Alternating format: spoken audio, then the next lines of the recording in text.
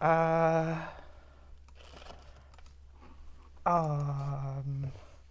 no, I can't remember what it was actually called. No. Oh well. It's not coming. Hi everyone, welcome to the show. It is Lindisfarne. It is the 26th of October 2024. And It is. I should probably polish this off because I didn't at the weekend because I forgot to take it home. So yes. But yes, we're here again, as usual. How are we all doing?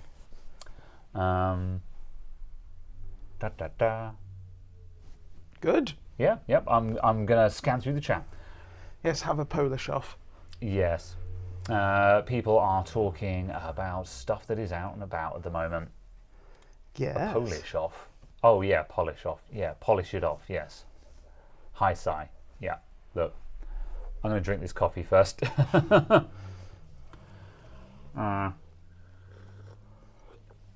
Fix. Well, maybe I will. Yeah. I mean, you have 13 minutes to fix something. Do I? Yeah, because didn't you say you must be doing the thing that you put in the... Oh, I've got 13 minutes before I need to start fixing something. Yes. Yeah. Not to have completed the fixing. Well, that was the implication. Apologies. Yeah, and I was just like, all right. Well, what I'm fixing is my lack of caffeination. Oh, yeah, imagine if I did that as a bit. I'm going to fix my lack of caffeination. There we go. That's the stream, everyone. Get ready for you and I talking shit for the next 3 hours. Although I was thinking, I was not seriously, but I was starting to think, oh, I should probably start coming up with ideas for the next April Fool's video in advance, just so I know what I'm actually going to do. So if it's something I've got a plan for, I can start thinking about that in the new year or whatever. Instead of filming it the night before. Yeah, and I was thinking about I was thinking about like semi-useful videos again, because like some of the best April Fools, some of the best April Fools videos have been ones where I've done just off-brand stuff but dead straight. Where it's unironically been informative for someone who didn't know that kind of thing, you know. And I was thinking of kind of doing like one idea I had was, what if I asked one of the local coffee shops nicely if I could just, I did the I'm going to fix an empty coffee mug gag again, except I'm actually doing it in a coffee shop, being like, so you want to do this, and like showing how to use their espresso machine, deadpan straight, or I set up the gag so I just walk into the shop, walk around the back, and just start using their shit, kind of thing, you know. I thought you were gonna go a stage more reductive and just have you in with your reusable cup, walk into a coffee place and go, "May I have a flat white, please?" Oh no! Yeah. See, while a joke like that would be extremely funny, but the video would be 10 seconds long, and like, while that would be funny for a moment, it would all. That's funny when you're doing a gag once a week or once a month, but when it's a gag that you get to do once a year, you kind of want to have a slightly better payoff than that, you know. Yes, probably. So yeah. I don't know. What about a scary Halloween video? No, we don't do Halloween stuff. I think April Fool's is the only time I do specials. Just because like, there's been 1 or 2 years I've missed, but I think I've reasonably consistent. Oh no, I haven't done that many. Or maybe I just don't remember them. I've done a couple though. It's a thing that I do now and then, is I do an April Fool's video. It's a thing that you try and do. Yes. So yeah. I'm also just thinking about other things, because the subscriber count is actually growing again. Ah. Like, not mega fast, but it's no longer stalled at like 176,000, because it was stalled there for like just months. Like last year, the dead year, it was just stalled at that level for ages. It just was, the churn was just perfectly balanced, as all things should be. And I was like, oh, I guess I'm just never going to grow any larger than this then, However, it has been creeping up, and I'm just like, oh, 200,000, that's a thing that might actually happen. That's, yeah. So, yeah. Hopefully. In Hopefully terms it of... brings, another 20,000 video views as well. Possibly, yes. Yeah. Still a bit hit and miss at the moment, just because my videos are proper black and white. A video is either a #1 performer or it's a 10 out or it's a 0 out of 10 bomb. There is no in between at the moment. And like I can kind of tell which one's going to be which. If it's a board repair video, it'll perform, and if it's anything other than that, it bombs. Because I'm a board repair channel now, and I'm like, I have to resist because I can't put out a board repair video every week. I could probably do one every other week, so I'm trying to do that at the moment. Like I had a video that was ready for this week, but I deliberately delayed it and did the Quest controller instead because I wanted to try and balance it out. But the algorithm has blessed you. Well, I don't know about blessed me, but the algorithm is actually...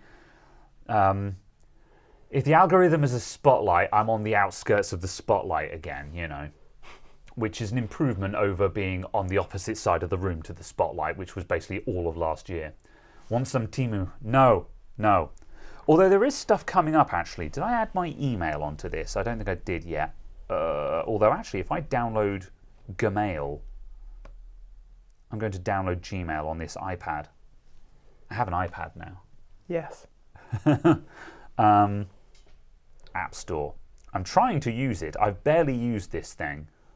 However, also just like having it here for the podcast is handy because now it's just like, ooh, I can access stuff and things. Anyway, but yes, I'm probably going to be getting a look at the new Insta360 cameras. Ah, right, okay. So yeah, I am negotiating that at the moment. An account that they said because Insta360 emails me and said, "Would you like to look at the Insta360 link?" And I'm like, I already have, and I already have 2 of them. But I notice you've just released the link too. I'd love to take a look at that. Yeah. And they said, yeah, sure. We'd like to send you the link to and the link to C, which is the non-gimbal version. We would like 2 separate videos for that. And I said, I'd love to take a look at both and compare them and contrast them, but I can't do you 2 videos because they're going to be identical. The second video is going to be, this is the same camera but without the gimbal. So no, I can't do you 2 videos, and I don't want to. I don't want to. I feel like it's a waste of my audience's time to do a repeat video like that. Yeah. If you're a reviews channel, I think you can get away with that. But I'm not a reviews channel. Even then, they're functionally identical products. That's it. And so instead, I said, I tell you what. So instead, I've counter-offered them and said, if you send me both cameras, I'll do you a review video, and I'll do a sponsor integration in another video. So an ad, a 60-second ad at the start, basically.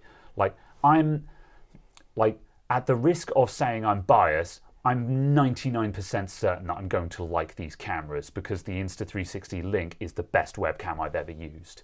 So I'm pretty certain that its successor is going to get a good review from me. It's going to have to be like, yeah, they're going to have to have spectacularly bombed it somehow to mess it up because this, it's a newer version and the prices on them are better as well. And like the Insta360 Link 2C, so the non-gimbal one, that was like $150, I think, or something, wasn't it? I seem to remember I don't actually remember. We glanced at the price. I looked at the price and I was like, that's the same cost as the Brio. If it gives you the same quality as the Link, but without the gimbal at the price of a Brio, this is a Brio killer. And also this kills every other webcam on the market that I'm aware of. All, the Elgato one, the Razer one, all of the other pretentious streamer webcams, this kills all of those dead in the water. Oh, whatever happened to that other camera you had? The Elgato? The desktop presentation the BenQ one. Yeah. It's sitting at home in the box.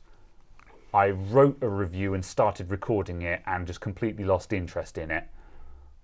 In short, I should probably finish that video at some point just so I've actually fulfilled my quote-unquote, my not a contract, but I should probably fulfill my verbal obligation on that.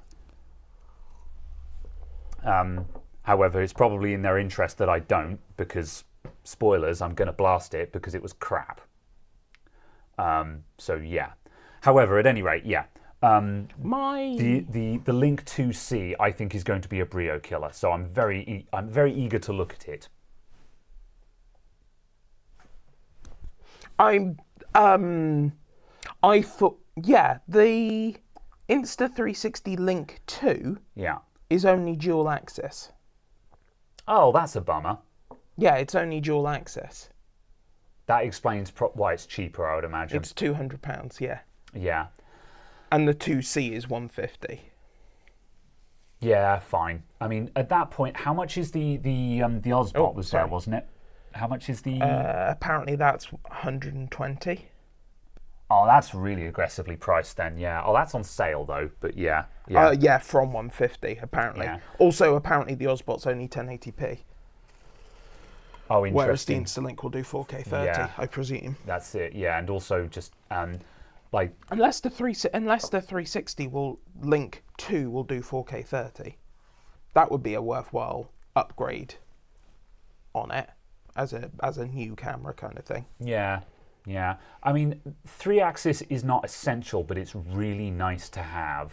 Yeah. Oh no, it's 4K 30. Yeah. Still. Yeah, but still, the 2C being 150 or whatever. Yeah. The point is that on the assumption that's basically the same camera without the gimbal, and that will be a brio killer, which is kind of a big deal in my opinion. So yeah.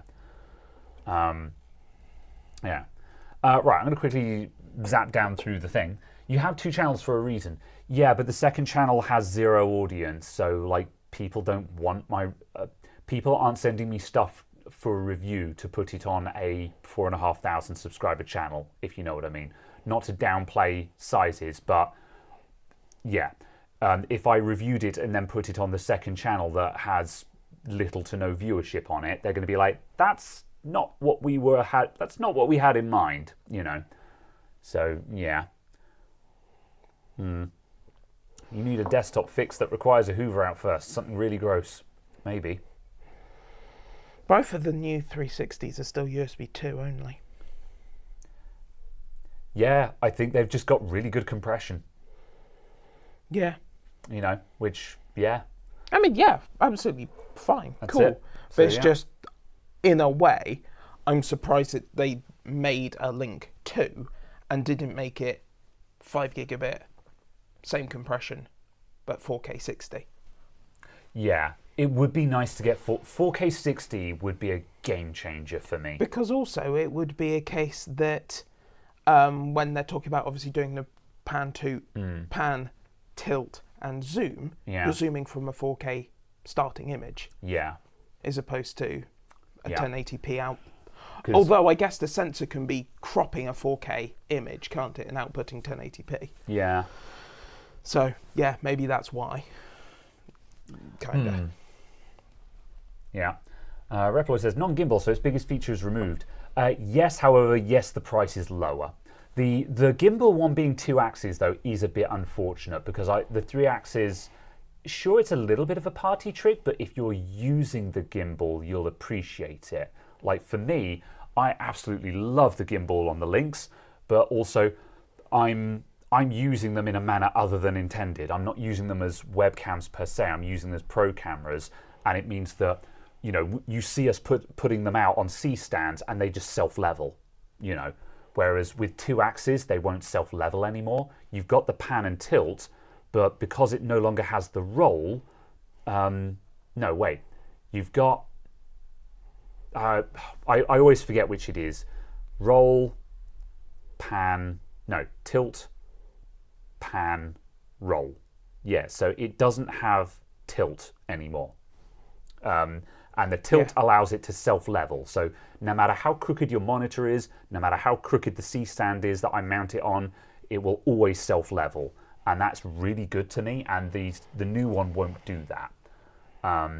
But then on the other hand, if you're using it in the manner intended, which is just a webcam, then you don't really need those 3 axes. And if 2 axes has allowed them to drop the price to make it a bit more accessible, I kind of get that. However, also though, that means that they're now competing with the Osbot, and the Osbot is cheaper. But then also, if the Osbot is 1080p only, it's probably safe to assume that the sensor just isn't as good. Also, Insta360, as we said, have just nailed the image compression on it. And it might be that Osbot just don't have that magic image compression. So yeah. What iPad is this? It's a 2019 iPad. That's all I know. It's not fancy. It's just, yeah. I've never owned an iPad before, so it's just me getting used to modern Apple. Oh, wow. So, yeah. The Osbot 4K is £500. What? Yeah. What planet are they dreaming on? Yeah. Like, the Insta360 just immediately kills them dead by being half the price. Fine. Yeah. Yeah. Don't know. Yeah. Osbot are a bit odd. Insta360 are just nailing them on price or features, one or the other. And yeah. Oh well. The Tiny 2. Was it the camera with the absolutely horrendous issues with darkness? That would have been the BenQ that I was looking at had horrendous issues with any kind of light level. Yeah. So just, yeah. Yeah, the BenQ was just a bad camera. Yeah, I don't know what they were thinking. I don't know how they cocked it up so badly. Yeah. I was shocked and appalled. And yeah, like I wanted to try and make a video that talked about what I wanted that product to be. Because I thought, I knew that it wasn't going to be a good camera. I just thought it would be sufficient, and I wanted to discuss that its party trick features, its gimmicks were interesting to me. But the camera itself was so abominably bad, and that I was just like, I just lost all interest in making a video about it. So, nah. Yeah. Interesting. The Osbot Tiny 2 Lite is 2-axis gimbal, £150, and is 4K 30, 1080p 60. Yeah, that's and it's £150, so yeah, it's the same price as the 2C. That's extremely competitively priced then. So yeah. So it just depends on what the actual video output from it looks like. Yeah. Because it clearly doesn't look like that. No. Yeah. Yeah, I would probably be interested in looking at it again at that price, because the last time Osbot approached me, they were the same price. They were within £20 of the price of the Insta360 Link, and I was just like, you cost the same amount as the camera I already have, and the one that I have has better features. So, I didn't take them up on their offer, because again, I was just like, you're gonna get demolished, because I already have something that is superior for the same price. But at £150, that's competitive now. So yeah. So yes, AJ Haverkamp says it's very positive. Uses AI. All of them use AI, and AI is just a buzzword for motion tracking, facial recognition, which cameras have had for years and years and years and years. This is why, despite Insta360 sort of wanting me to impress that in videos, when I reviewed the Insta360 Link, I didn't say anything about AI, because I was like, it doesn't matter, and I refuse to fall into the buzzword game. So yeah, the AI thing is nonsense. It's got compact cameras had facial recognition a decade ago. I think that's so it's just, and all they've done is just have facial recognition, and then just had the gimbal follow the face, the face tracking thing. So yeah, whatever. So, what?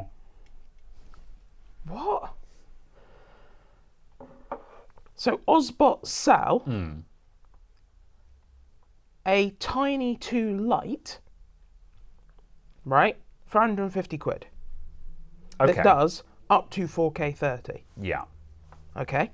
They then sell an Osbot Tiny 4K that does up to 4K 30. Yeah. But they want an extra 80 quid for it. And it has no actual feature. It must be a different sensor. This is the problem with... It's a bigger sensor, Yeah. but it's like... Yeah.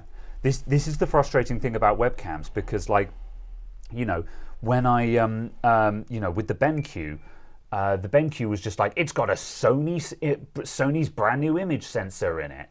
And it's like, that's worthless if you don't implement it properly. Yeah. You know, so this is the issue, is that, you know, you can't judge cameras, you know, you can't judge webcams by their spec anymore, because, you know, if you're looking at 1080p webcams, then they're all 1080p.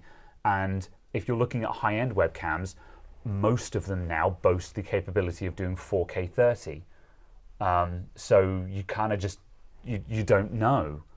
And so that's the case there. You've got two webcams that have the same spec, and one of them is 50 quid more expensive. So we assume that one of them just has a better picture output, but that means that the other one is just lying through its teeth about its spec.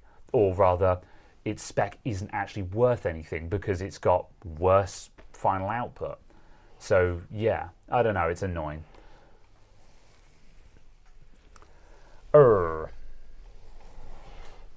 Right.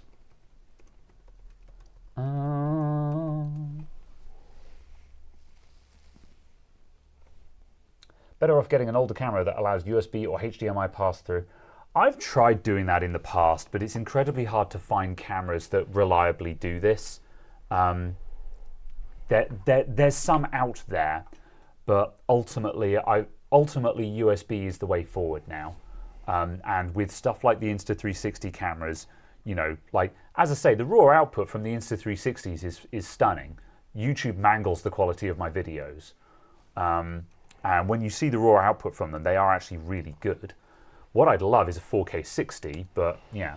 When merch launch video? As soon as I get a clear weekend, JD. As soon as I get a clear weekend. I keep getting... last weekend I was tired. And this weekend I'm busy again. So just finding time at the moment. Also, I'm still validating samples, and the long sleeve t-shirt has been delayed. It still hasn't shown up, and I actually had an email from them saying, we had problems with our suppliers, which is why you haven't received your t-shirt yet. We're very sorry, it's on its way. So that's the other thing as well. Still haven't had my samples. So yeah. I failed because I didn't start fixing anything. Yeah, I'm going to start on something in a minute. So yes. All right. Cool. So yes, so that was webcam stuff. Who else was I talking to? Can't remember. I saw another email in the inbox recently where I was just like, ooh, that looks interesting. But I can't remember who it was. So yeah. Oh no, I said yes to notifications. That's not what I meant to do. Too late now. Fine. Oh yeah, Raycon reached out. Shall I review Raycon earbuds? I mean, if you actually review them, yes. Because yours will be the only actual review on the internet. Yeah. No, I'm not doing it. Why not? Well, I don't want to do a review on headphones for a start. I can't shill Raycons because everything I know about Raycons is they're actually not very good. So I don't want to review headphones because that's too far off topic for me. And I'm not doing a sponsor integration for them because I'll be shilling a product that I'm told is bad. So yes. I see. What are you looking at? I am looking at the Anchorwork S600 speakerphone. I see. Which has integrated into it a magnetic Qi charger, so you can slap your phone on it, Yeah. and it will then be a speakerphone for your mobile phone. that's kind of cool. And I was just like, oh, okay. Yeah. Actually, yeah. Because initially I saw it and I was like, why have you got a flippy dustbin lid? And then because you stick your phone on it and then it's a speakerphone under your phone. I'm like, actually... It means that you could prop your phone up, have a voice call with someone, and the audio isn't terrible because it's not your mobile phone trying to shout at you across the room. Yeah. So, yeah. Just chill. No, I don't want to. It makes me uncomfortable. Like, I get that I can morally justify it. It's just as I'll just get that bread, dude, kind of thing. But the problem is that if I don't like the product, then I don't feel if I don't like the product, then I don't feel good about it. And if I don't feel good about it, I have zero motivation to do it. This is what happened to the Nord sponsorship. I was, I was sealed in with an offer on that, and I just let it go because I had no motivation to actually follow through on it because I didn't like the product.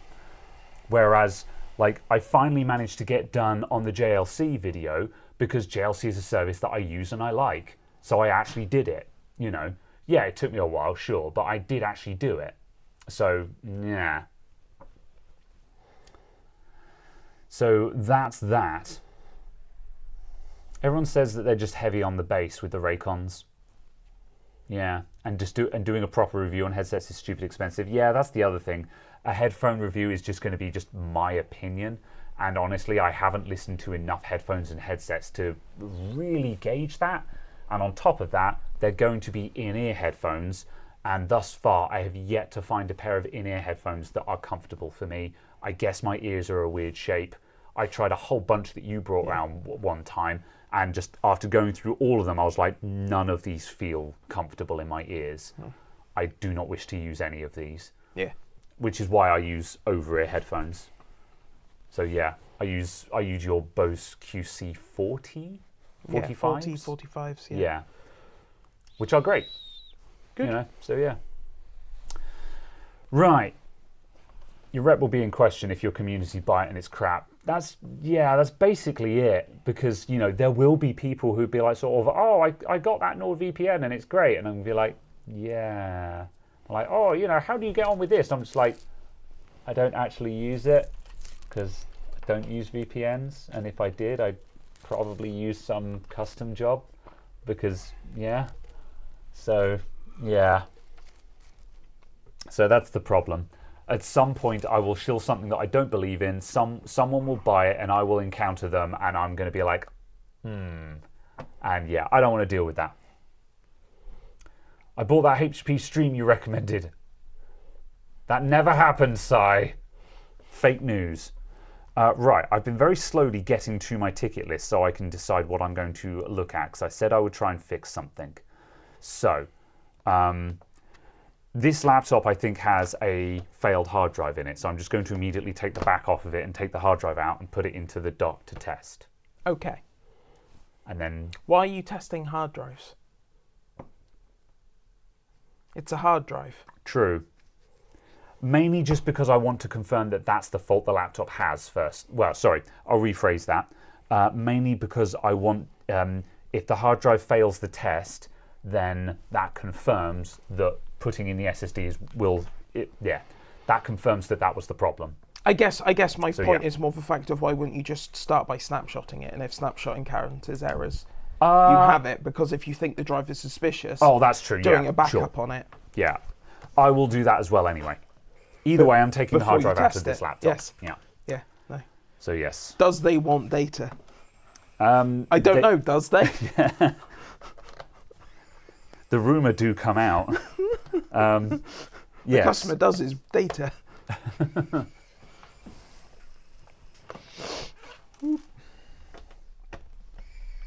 Boot it live with PE. No need to do all that. Well, if I'm changing the drive, it's got to come out anyway. So, yeah, this is one of the reasons why I don't actually use PE bootable drives very often, because 9 times out of 10, you still have to take the device apart. Like, even if the hard drive wasn't failing, as is the point, it's a hard drive. We're changing it anyway. We're not sending a computer out of here with a hard drive in it, because that's just objectively a terrible, terrible idea. Here's your laptop. It still feels horrid to use. Why? Because it's got a hard drive in there. Yeah. Oh. Well, Can you make it faster? Yeah, we could put an SSD in it. It's like, well, why didn't you do that when you serviced it? That's what I was paying you to do. Or more precisely, why didn't you tell me this was an option? Yeah, please tell Acer that. Yeah, this is a surprisingly modern laptop. This is a September 2021 laptop with a hard drive in it. Okay. And it's just, yeah. I honestly expected you to say that, oh, this is a September 2023 laptop. Not quite that bad, but still, late 21, they were still putting hard drives in laptops. It's just like, really, Acer? And like, it's got I think this is an i3 as well. Oh, I don't know, actually, there's no badges on it. It has a full HD screen. It's got a fan in it, so I don't think it's a Celeron. No, but it could be a Pentium Gold. Plus no. I think it's an i3, so yeah, this is one of those laptops where just it's surprising that it's not better, you know. But yeah.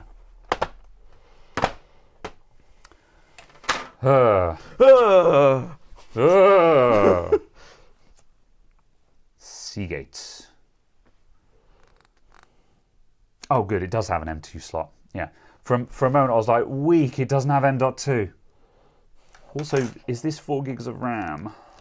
I'm going to unplug the battery.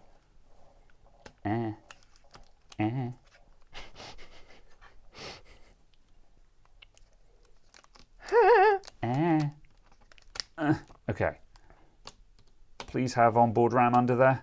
Uh-oh. It might be 4 gigs of RAM. It's fine. It's not fine, but it's what we're dealing with. All right. Your laptop is slow because it was sold in 2021 with 4 gigs of RAM and a hard drive. I had a... Your desktop is slow because it was sold in 2024 with a 2-core processor and 4 gigs of RAM. You joke, but I had one of those in this week. It was a 2023 laptop, and yeah, it was like a Celeron something or other, 4 gigs of soldered RAM.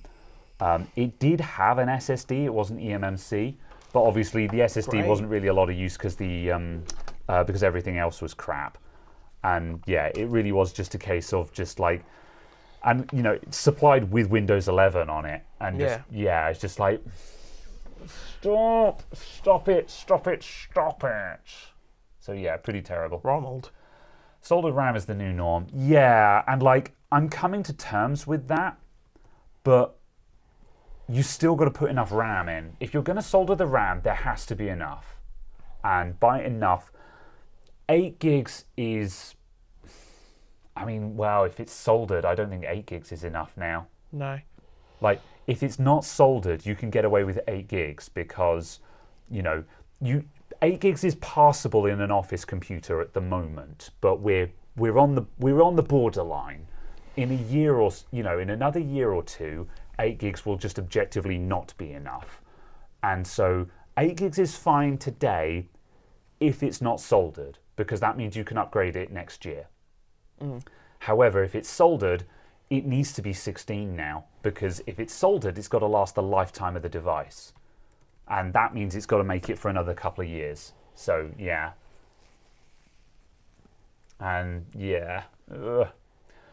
Let's see. Firefriend says, how's the fibre situation? Still complicated. I've been in talks with a person, and they said that fibre isn't available. Without wanting to tell an expert that they're wrong, I think they're wrong and they're misunderstanding the situation with the addresses. However, they have made me a very favourable option for voice over IP services. So I'm going to get a voice over IP service, get the line transferred, and then we're going to take a swing at a fibre provider. The expert I've been talking to thinks that if I book that fibre service, they're going to accept the order, and then they're going to get back to me and say, actually, fibre isn't available. This is the best we can offer in the meantime, but we'll upgrade you later on down the line. So that might be what happens. If that happens, then fine. I guess I'll just have to go down that route, but I'm still going to put that to the test. So, oh my God. Yeah. What are you OMGing? The Intel Celeron Processor 7300. Okay, so what is that? Is that the current generation or? That is products formerly Alder Lake, release Q1 2022. Okay. Yeah. Okay. I think it's the current generation of Celerons, effectively. Yeah. Has 5 cores. Okay. Right. Guess how many of those are P cores? See, because it's a 5-core, I want to say 1, but... Yes. Okay, yeah. It has 1 P core. Yeah.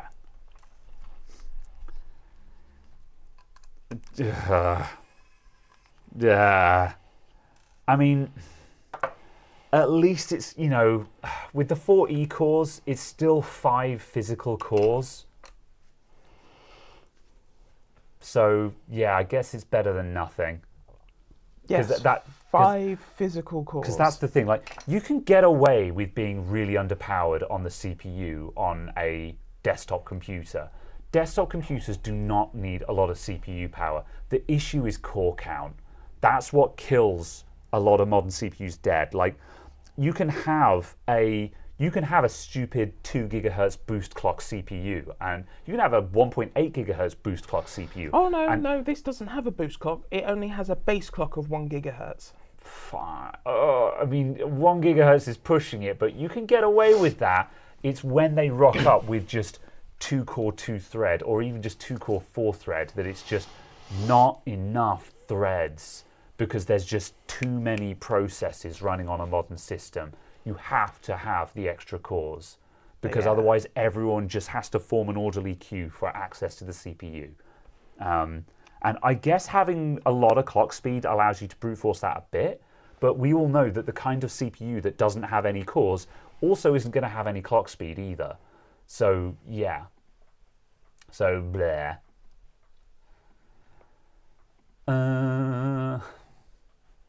And new ARL E cores are faster than that P core.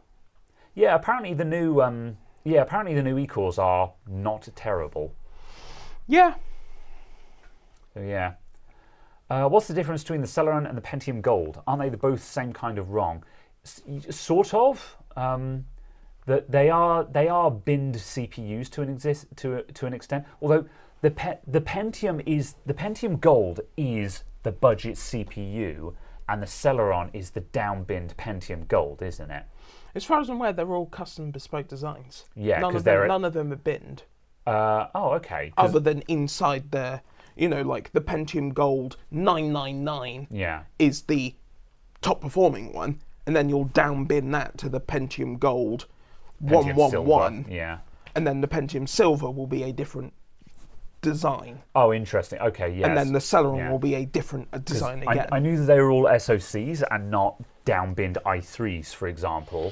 However, if the Celeron is a discrete design versus the Pentium and not just a down-binned Pentium, I'm not sure in that case. They're all crap is the answer, and they just shouldn't exist.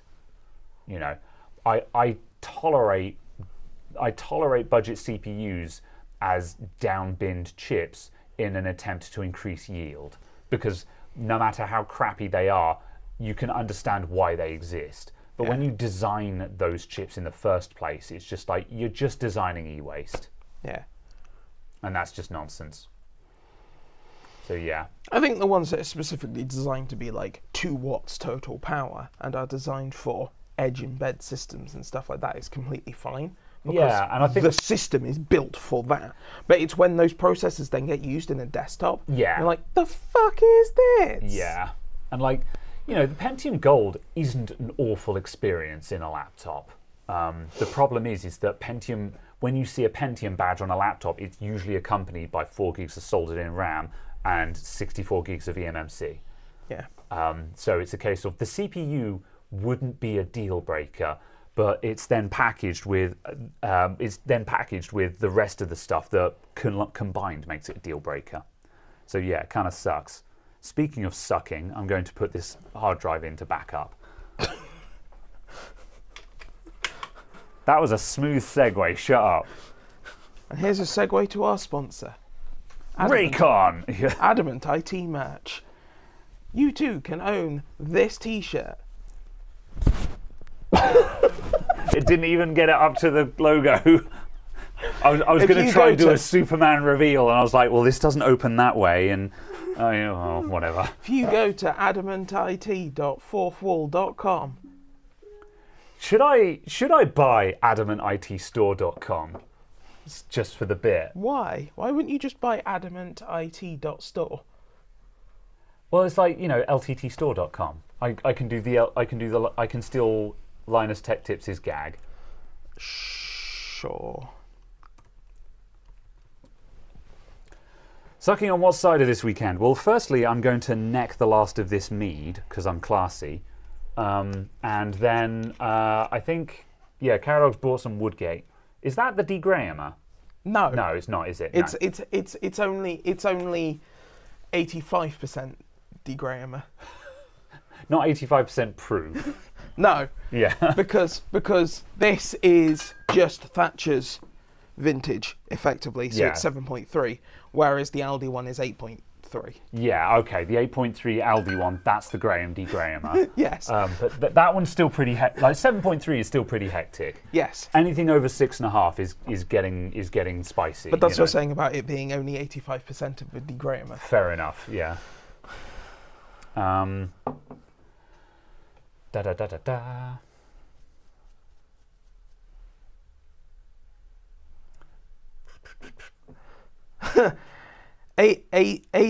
Adamantit.ai.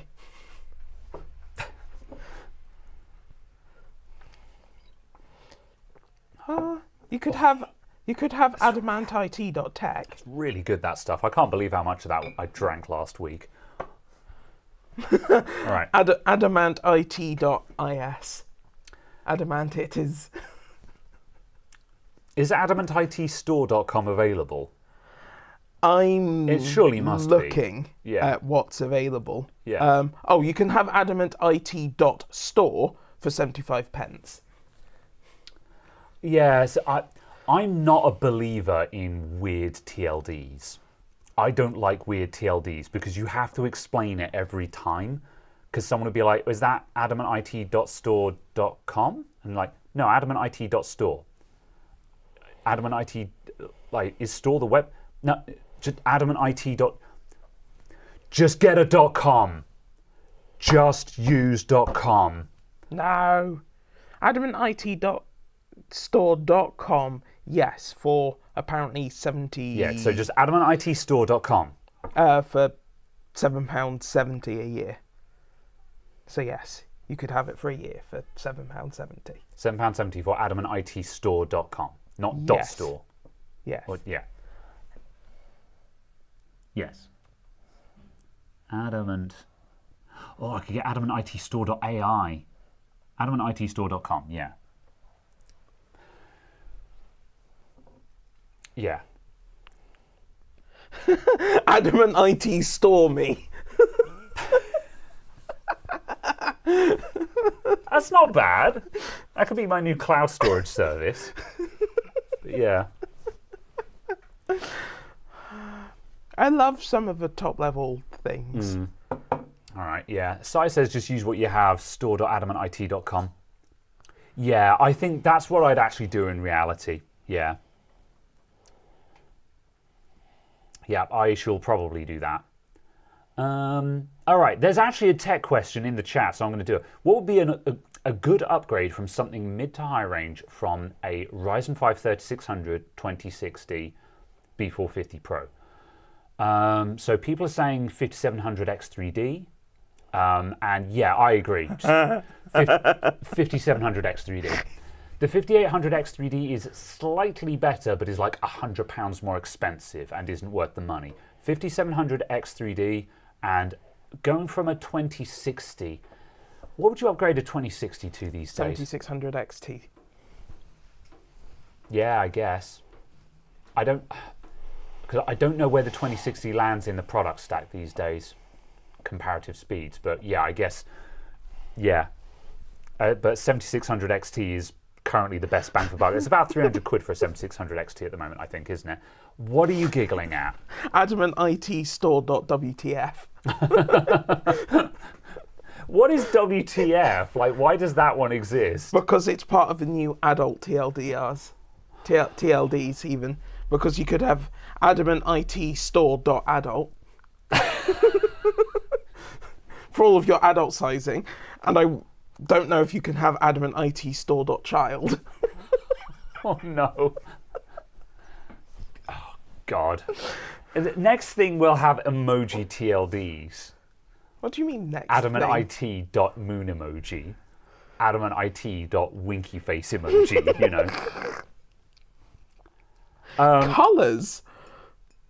You can have black, blue, green, pink, or red as top-level domains. That's kind of cool.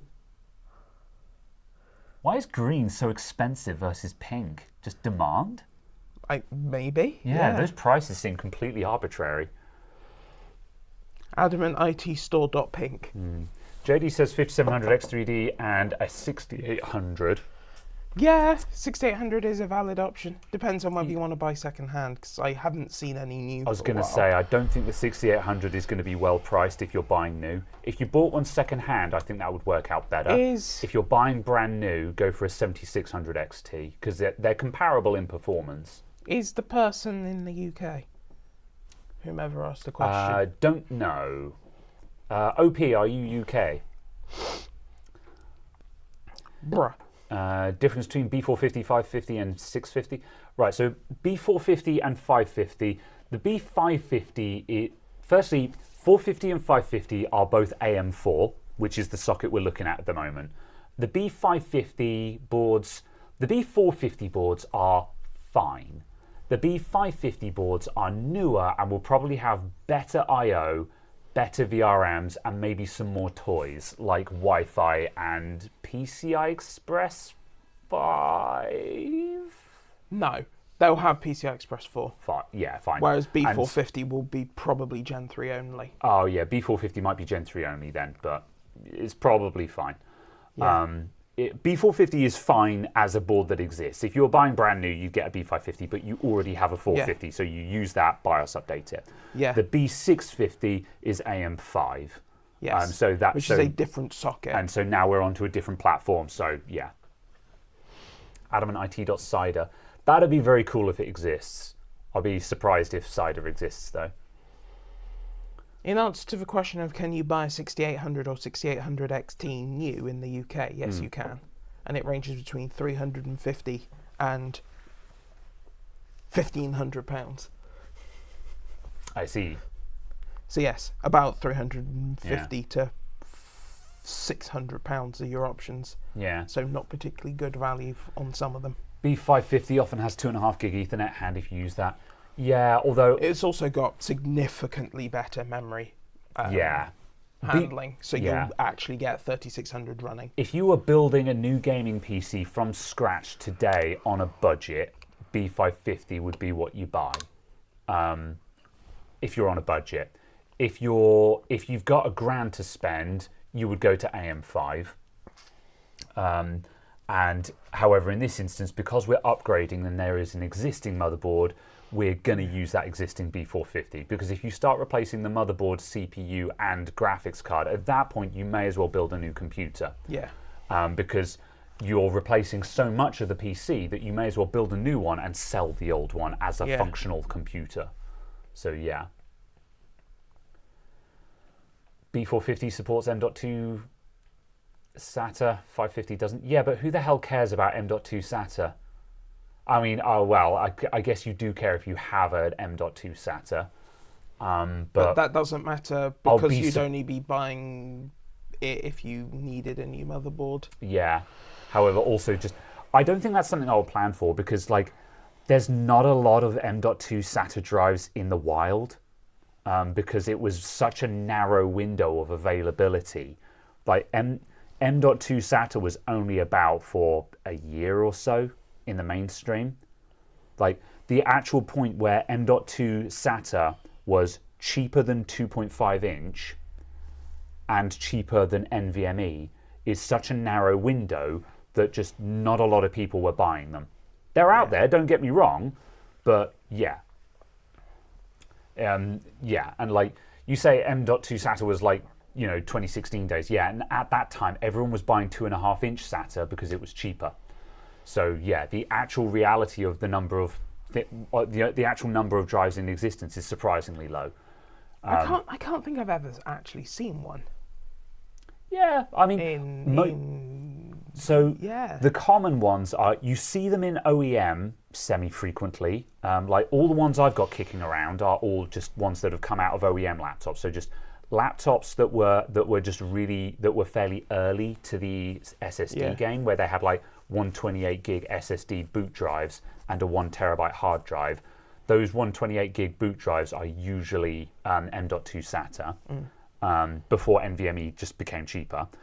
And then the other instance is the MX500 was available in M.2 SATA. And I was using a lot of those because obviously the MX500 is a brilliant SSD. So the M.2 version of it was a no-brainer if you wanted that form factor. Yeah. I fitted a lot of MX500 M.2s. But obviously, I say I fitted a lot of them, but that's still a small amount in the grand scheme of things, So, yeah.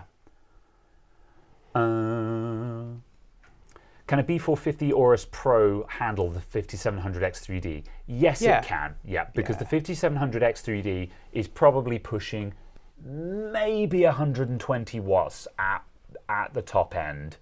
And that's the B450 will have no issues with that. Also, because it's an Aorus, the only stipulation with the B450 motherboard and can it run X is for a B450 motherboard, my litmus test is, does it have heat sinks on the VRMs? If it's a really cheap B450 that has no heat sinks on the VRMs, then it might be really crap, and you might need to call that into question. But an Aorus Pro, that's going to have heat sinks on the VRMs, which means the VRMs will be not awful, which means it'll be just fine. And I've tested this before. I've tested motherboards where people said, oh, the VRMs are crap, it's going to thermal throttle, blah, blah, blah. It doesn't. They're fine. Sure, if you wanted to overclock, you're going to run into trouble. But if you're running stock speed, it's fine, basically. Sample size of 1, but still. No, it looks absolutely fine. Yeah. It has a heat sink, which is the main thing. Yeah. I think the main thing you'll just need to do is just make sure that you update the BIOS to whatever the latest is that supports your current processor. Yeah, and you're going to want to do that before you change the chips. It's probably got flashback on it, actually, being an Aorus Pro. Know. Yeah, but even if it doesn't, you should do the BIOS update. I would update your BIOS as soon as you can, just so it's done, and then you can decide what chip you're putting in whenever you want. Oh, it's a bit weak on USB, unfortunately. Oh yeah, 5.5. Yeah, it's one of those oddball ones where they just went only Type 3, USB 3. Yeah. And didn't actually fit many of them. And for some reason or other, it has DVI on the back of it. Just, yeah. Why is this an Aorus motherboard, Gigabyte? Yeah. Why? Yeah. This is. It's also DVI-D only, which because I was going to say because if they'd done it as full DVI, you could then say because it's also VGA, and lots of the boards at the time had VGA and HDMI, therefore it's a better connector because it's DVI and VGA. Yeah, if it was DVI-I, at least it's adding a lot of utility to the board. Yeah. A lot of video a lot of monitor utility. Yeah. Whereas because it's DVI-D, it's not even adding any meaningful utility. Yeah. And also, citation needed, but a lot of those boards, I think, only support one monitor output anyway. Citation needed. Which means you can't even use it for dual monitor support. So it's just like, why does that exist? Yeah.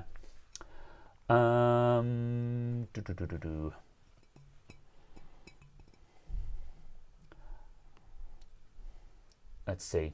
Retro Manco says, just bought a Gigabyte B550M DS3H for 70 quid. I'm a big fan of the DS3H series. The DS3H series, they look cheap, but they've always done well for me. They're great builder motherboards. They're not fancy, they're not high end, but they're just solid builder motherboards. You know, whenever I see a DS3H on someone's spec list, I'm like, that's fine. You know, sure, there's nicer motherboards out there, but it's fine. It's always fine. So yeah. Transcend still makes M.2 SATA drives. That's fair. They probably do that just for OEM reasons, for people who are retrofitting and stuff. I didn't realise that DVI capped out at 2560 1600 at 60 Hz. I, for some reason, had the idea that it was way higher than that. I mean, yeah, because above that you got to go dual. Is that actually that'll be dual link? That's the dual link one. Yeah. Wow. Yeah. Yeah. Yeah, I just had it in my head that it was way higher resolution than that for some reason. I would have believed that for single link. Yeah, single link is apparently 1920 1200. Yeah, fair enough. Let's see. Also, Arnold says M.2 SATA used on game consoles. No, no. All the modern game consoles that use M.2 ports are all Gen 4 NVMe, which is kind of important, especially when you factor in something like the PS5, because the PS5 has got whatever the fancy storage is that allows the GPU to directly access the storage, and it has to be Gen 4 NVMe in order to have the performance for that. So yeah. Or at least it has to be for the device to allow you to use it. Yeah. It doesn't actually need the performance. Yes, but to be compatible. Yeah. So yeah. It just it has to be a PCIe 4 device. Yeah. Let's see. Minitam says, do you have any experience with SSDs dying? Got a Samsung 970 Evo Plus, 1 terabyte, and the write speeds vary a lot. Like one moment 2 gigs per second, then 1.5, and so on. So is that while copying a bunch of files, or just like one big sequential copy? Like, are you copying like big 4 gigabyte video files, so you're getting the full sequential speed? Because there's so many factors involved in judging this question. It depends on how much free space is on the drive. It depends on what you're copying. It depends on how it's connected and stuff like that. Generally speaking, when an SSD is dying, I usually expect to see some kind of catastrophic drop in performance. Like, 1500 megs a second is still pretty quick. Like, obviously, the high-end drives can get to really high speed, but like 1500 megs per second is still fast. So yeah, if it was tanking down to like 50 megs a second, or even 100 megs a second on a Samsung 970 Evo, I'd be like, oh yeah, that ain't right, Yeah. But yeah, and also as Stefan said, quite a few SSDs drop speeds over 50% filled. So yeah, there's a lot of variables in giving a straight answer to that one. The thing that is worth doing either way is looking at the Samsung firmware update utility and just making sure you are running the latest firmware anyway. Lots of people pointing out Samsung 9, Magician, which is how you would do that. The 900 series did have issues with the firmware. A small manufacturing run had basically broken firmware where the drives just killed themselves. Yeah. But there's just been lots of little performance issues in the firmware for 900 series. Yeah. Crystal Disk Benchmark, 1 gig, has always been like 3000 megs a second. I noticed it only because SSD started to lag at some point, but some updates fixed it. Yeah. Again, I don't think that's indicative of failure. I think that's just the reality of modern SSDs. Everyone touts like sort of Gen 4 drives get 5000 megs a second. Yet no one gets that in real life. SSDs are, current SSDs are really in a fake numbers zone at the moment, where you have to have really idealized scenarios to actually get these headline speeds that everyone brags about. Like the latest drives can apparently do like 7 gigs a second, but like I think a drive is doing pretty good if it's getting past 1 gig a second, in my opinion. There's not a doubt in my world that there's people in the audience that are like, well, actually, I've got 2 Samsungs in my computer and they transfer between each other at 5 gigs a second. Sure, if you've got 2 really expensive SSDs, both in NVMe slots that are both less than 50% full, and you're in a top-end computer, so it's got the back end for it, you'll see the numbers. But in the real world, where you're having to factor in what speed the source or destination drive is, how full the drive is, how hot the drive is, the numbers are all over the place. So it's just not uncommon to see variation. So yeah, I think if the drive is failing, you will see actually catastrophic drops in speed. That's that's what I've observed anyway. It's also the latency on the actual drive, so the reads and the writes latency, because the drive will try and do error correction and so on, which will affect the latency, the responsiveness of the drive. Also, I do have Samsung Magician, and all tests say it's fine. Yeah, I think you're pretty good then, to be honest. Yeah. So yeah. Does everyone's SSD gets hot? Mine does 54 degrees all the time, but no heatsink. That's pretty good for no heatsink, 54C. I think in the modern world, it's advisable to have something on the drive. It's not mandatory, but also if you're running no heatsink, expect to get thermal throttled when you're hammering the drive. That might be where these performance swings are coming from. You can get away with no heatsink because SSDs will just thermal throttle, and not in a I'm trying not to explode thermal throttle, just in a I've got no cooling, so I'm going to have to slow down a bit, please bear with me kind of thermal throttle. So yeah, if you slapped a heatsink on it, you'll probably find that you get more speed out of it again. So yeah, and also yeah, someone said if you're on 80% full, I'd recommend slow speed. So I'm struggling to see everything in chat, but if it's 80% full, that's also why you're losing performance. So yeah. All right.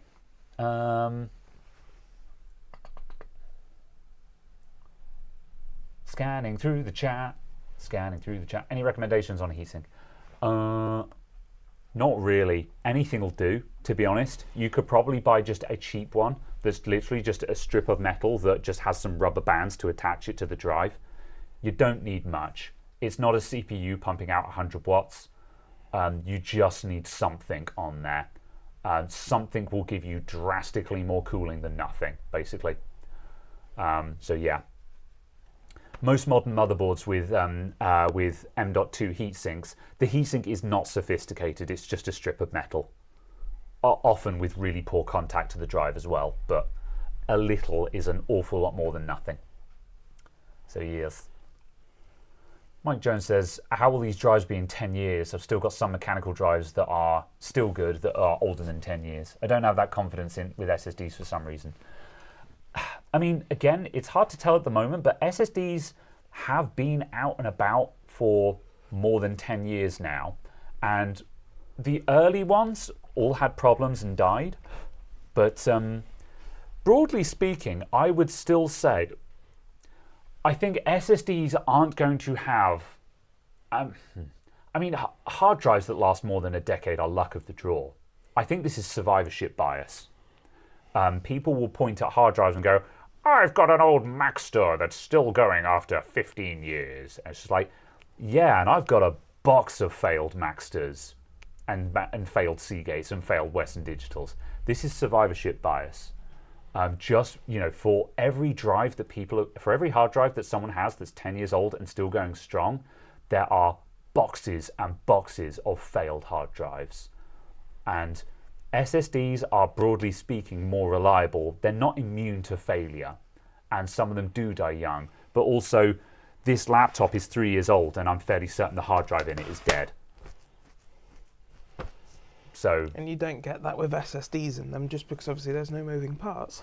Well, I've seen SSDs that are a year old and failed as well. I've had to do warranty replacements on laptops that I have supplied where the SSD has failed in less than a year. But again, this is just bad luck. However, yeah, hard drives that have lasted this long, I think this is survivor bias. So yes, how's that laptop drive going? Maybe I'll start it backing up now. Caradog, you're in charge of chat. Find something to talk about. Fuck's sake, Graham.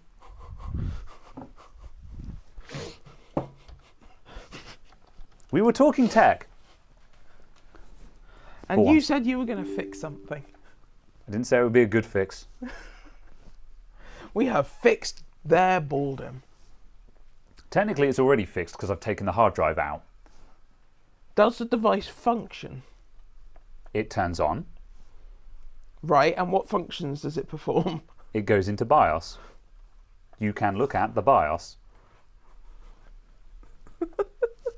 Sure. Also, I could boot it from a PE drive. That works.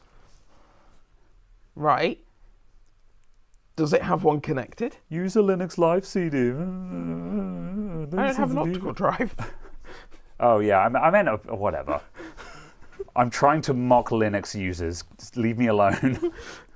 Don't cyberbully me while I'm cyberbullying someone else. Oh, God, this has got 600 gigs of data on it. Why? It's a good job you've got terabytes and terabytes of storage space. Yeah, it's just a ball ache because now I've got to put, like, if we... I was, full disclosure, the customer for this does not have high requirements, and I was just going to stick a spare 256 gig SSD in and send it. However, there's 600 gigs of data, so I'm like, oh, now we've actually got to put a proper SSD in it. Is there actually 600 gigs of data, though? Probably not. However, this is the kind of client where it's just like, no, I really don't want to have to sift through their data to figure out what they need and what they don't need. No. But do they actually have 50 gigs of data at the 600 gig mark? Oh, yeah, no. The drive is reporting, let's see, this PC. Oh, I see. The image, I'm not talking about the image. The right. used space on the drive is 570 gigabytes. Oh, no. So, okay. Yeah. No, fine. Sorry, I thought you would... Yeah. No. Minus 50 gigs for Windows, that's at least 520 gigs of user data. Oh, no. So, yeah. Oh, dear. They just have, I don't know, and I don't want to know. They have lots of cat pictures. They have the meme folder. They are ready. Yeah, the customer also is vehemently positive that they've been hacked for the 5th or 6th time. And I'm like, in this instance, I'm just like, no, you haven't. It's just a problem with the laptop that's stopping it from turning on. But just, they're one of these clients where anytime there is a fault with the computer, they believe it's because they've been hacked. And it's extremely difficult to approach that because, like, you don't want to be, like, it's difficult to not be unkind about people when dealing with this situation. It's extremely easy to say they're an idiot, they're a tool, whatever, but this isn't productive. The fact is that this customer has an anxiety and you have to find a way to professionally resolve that anxiety. But also, you know, when they've got this much data, like, I fully believe that 99% of that is probably junk that they don't need. But do I want to sit down and go through that with them? Hell no. Mm-hmm. Absolutely not. So I guess they're paying for a 1 terabyte SSD now. It's lucky 1 terabyte SSDs are, you know, back down to the high 50s. Yeah, that's true. Instead of being £100 again. Yeah, and I do actually have a 1 terabyte SSD in stock, so, you know, I can resolve this. Did you buy any more of those thick watts? I've been buying the thick watts. So, yeah, so Mike's Unboxing, like, I owe you a Coke. They're good drives, you know. Like, it's possible that in 6 months I'll have 10 of them come in faulty, and then I will immediately send you a DM and tell you that you owe me money.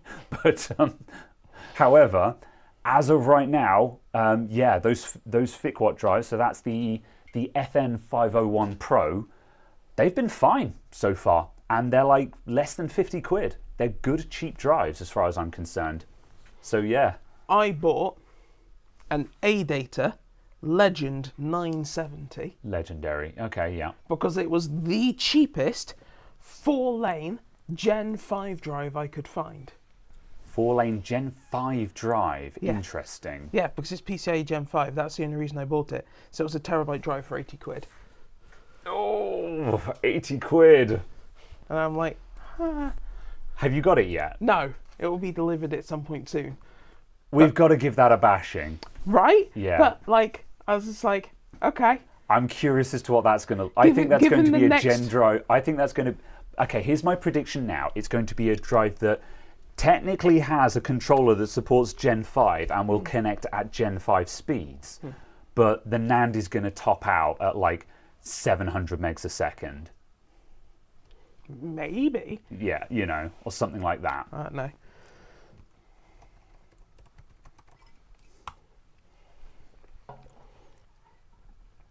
Yeah, I don't know. and also just for context about the ThickWatch drives as well, I don't think that when I say they're good drives, I mean they are fit for purpose. They are fit for putting in customer repair laptops and stuff like that. I would not use one in a performance environment. However, this is a cheap Acer laptop. This laptop does not care about a Samsung SSD. You put a cheap ThickWatch in there. As long as it doesn't fail, it's fine, basically. Yeah. I would not be recommending ThickWatch drives to someone who is building a high-end gaming PC. Just for posterity. Okay, right. The backup commences. The other drive I want to know if it's any good. I don't know how you pronounce the brand name, other than what I presume is Fan Xiang. Yeah. Terabyte Gen 4 SSD for 52 quid. And I'm like, okay. Yeah. Even comes with a heatsink. Yeah. Yeah. There we go. That's the one I was interested in. That one, 60 quid for apparently a performance drive that will do like 7 gigs. That's why I'm interested, because it's apparently a performance drive. TLC with DRAM cache? Yeah. Yeah. Like, I know that TLC with DRAM cache isn't fashionable anymore, but it was good at the time, which means, you know, I mean, I don't think it's going to sustain that, but if it's got a DRAM cache, it's got to be able to sustain it for at least some tens of gigabytes. And if it can sustain that write speed for, I don't know, 100 gigs or something, that's fine. Yeah, basically. Yeah. Mike's Unboxing says use those as well, and they're very good drives for the money. Yeah. Yeah. The B- quality NANDs. Yeah. The ThickWatch FN 501 Pro is £45 for a terabyte. Yeah. And I'm like, that'll do. That's it. That's why I've been buying them, because they're less than 50 quid for a terabyte. Yeah. And like I say, you know, there's not a doubt in my mind that if you actually tried to hammer the drives, you would find the limits of them. I'm not expecting them to be premium quality drives. Oh no, I misread but that. They sure as heck seem to be fit for purpose. And like the one you know what? Let's test it again now. That we've got the 501 Pro in this computer, and it is currently at 80% used. Let's hit it with Crystal Disk Mark right now. Yeah, 80% filled. Yes. Right now. So it's had a couple of write cycles on it. I'm going to hammer it right now, and let's see if it's still holding up. Right here. Right here. Right now. Yes. All right. Randomly, I was listening to Fatboy Slim the other day, and a classic Prodigy, and I'm like, the classics hold up, man. Yes. Apropos to nothing. Right, I'm going to leave that to run. You could also get the Fan Xiang S501Q for £43 for a terabyte, which is another. I'm wondering if we're entering. I'm wondering if we're entering a phase, because, like, when new technology comes out, obviously the high end stuff is good and the cheap stuff is crap. But eventually, the low end catches up to the minimum acceptable level. So, like, if these low end drives can all consistently do 2 gigs per second, then they're fine. As long as they don't die in a week, you know. ThickWatch Mars. Yeah. 40 quid for a terabyte. Yeah. ThickWatch FX550. It's QLC at a terabyte, which seems questionable. Yeah, I was going to say that's going to throttle, I think. I think you're going to try and... I think if I came home with 50 gigs of video footage on an external drive and started copying that onto that drive to do editing, it would go 2 gigs per second, 100 megs per second. Yeah. That's what I think would happen with that drive. Try Patriot drives, they're hit or miss. Yeah, this is the problem. is that a lot of these brands, they make good drives and bad drives, and they've got so many SKUs that it's just impossible to know. And there's also, like, as we all know, SSD manufacturers are playing the same game as memory manufacturers, where you can buy the same model of drive, and one week it might have this controller and NAND in it, the next week it might have a different controller or different NAND in it. So you never know if you're buying the same drive. So much of this just kind of comes down to just the luck of the draw. Like the FICWAT, the FN501 Pro, the ones that I buy today, I don't know if they've got the same stuff on as that one.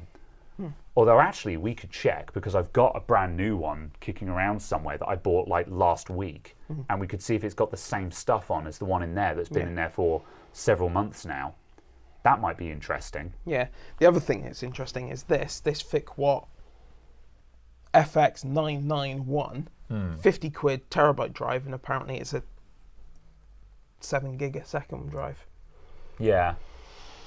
So it's like, so even if it's only 7 gig a second for 50 gigs, that's still kind of at that interesting. speed, it's copied your file before it crashes in performance. Kinda, so, yeah. Yeah, you know, like we're taking race to idle to extremes here, with idle being 100 megs per second. But like if you can only sustain 7 gigs for a couple of seconds, well, you've copied a 10 gig file in a couple of seconds. So yeah. So but yes, there do seem to be some, at least based off of obviously the specification the manufacturer gives you. Yeah. So the FICWAT in this computer that's had a couple of read cycles and is currently 80% full just did 3.5 gigs sequential reads, 600 meg 4K randoms, and 67 Q1 depth 1. Yeah. Right. So, reads. And the writes were slightly less than that, except for the 4K writes, the 4K Q1 writes, which were like 161. So the point is, again, for its spec, that's completely fine. And in fact, what does a Gen 3 drive top out at? A Gen 3 drive? Yeah. What's 5300, I think. Oh, okay, yeah. No, 5100? Something like that. Yeah. Oh, okay. So it's not saturating the bus then, but still. Yeah. 3 to 3.5 gigs, which is what it's currently doing, on a drive that is 80% full and has had a couple of write cycles on it. It's doing fine. It's fine. So yeah. And now, let's see. Crystal Disk. Oh no, it's 4 gigabytes a second. Sorry. 4 gigabytes per second. Yeah. Yeah, okay, so it's not quite tapping on the thing. Although that much being said, this is in a Z37. No, a Z370 board is still PCI Express 3. So yeah. We're not board limited. Yeah. Crystal Disk Info will tell me what controller and NAND it has, right? Probably. It depends if it's one that identifies. Yeah. Because some of them don't. Let's see. Disk. No. What SSD was that? This is the FICWAT FN501 Pro. Yeah, I will chuck a link in chat in 2 secs. Yeah. Do not worry. I just need to move all of my junk out the way because I have Oh, hold on. I can just do it from my laptop. Never mind. For the record, it's had a couple of write cycles. It hasn't been hammered, this drive, but it's not unused. I think it's disingenuous to do tests on a drive that is fresh out the box. You've got to put a couple of write cycles on it. You've got to scuff the paint off of it before you really understand how good a drive it is. When it's had a couple of write cycles under its belt, and so there's some data on it, and it's got a decent amount of data on it already. That's when you really start getting the impression. You can take any drive fresh out the box, and on a complete, it's like with flash drives. You take a flash drive out of the box, and the first time you write to it, it'll do 100 megs a second. The second If you're time, lucky. well, sure, but pretend. you know, possibility. The second time you write to it, it'll do 10 megs a second. So that you buy them and they say 100 megs per second write times. Yeah, maybe once. This is the problem. So this is why it's so difficult to judge these things. Right, how can I discover what is in this thing? Interface, serial number. To YouTube. How do I discover what this disc has on it, if at all? I don't recall, is the answer to that. Yeah. Chat, how do I find out what controller and or NAND is in a drive? God, those Corsair Voyager USB 3 drives, those were the days. Yeah, legitimately, the Corsair Voyager is really good. These days now, it's cheaper just to build an external NVMe drive. However, the Corsair Voyager USB 3 drives are the only flash drives that I consider to actually be good.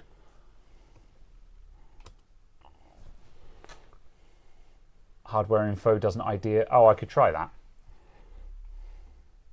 Microscope. Yeah, I've got to peel back the stickers for that. I guess we could do that. Comparing fresh drives is the only way to have exactly the same test conditions. This is true. I mean, no, because you can write exactly the same files to a drive. But for a fair test, well, I guess you could I guess you could set up a test where you put the same amount of pre-test stress onto it. You do exactly 10 write cycles and then load the exact same 800 gigs of data beforehand and onto each drive. Yeah. So yeah, I guess you could do that. Yeah. That is the link to the SSD, which we're talking about, the thick what's it majiggle. Cool. Let's see, SSD-Z. I will check it. SSD-Z. Google it. SSD-Z. Ah. Is it? Oh, did I just copy the wrong... I copied the wrong link. Please excuse me. Insecure download blocked. Concern. I'll keep it. I'll let Windows scan it.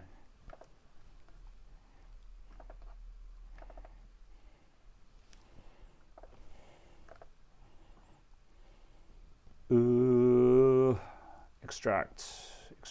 There we go. All right, Windows Defender, don't let me down. All right, Chrome didn't like it, but Defender isn't saying anything, so I'm trusting you on this.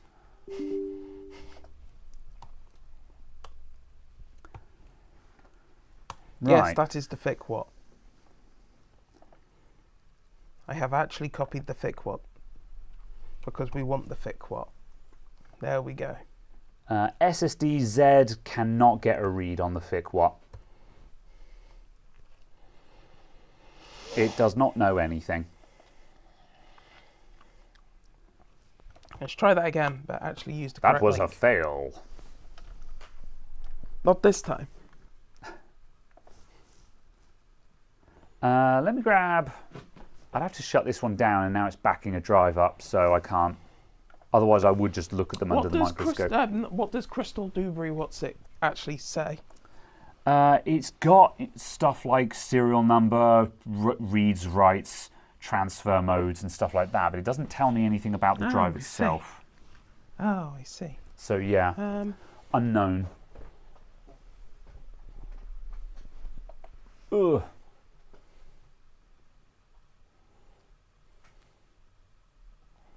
So yeah.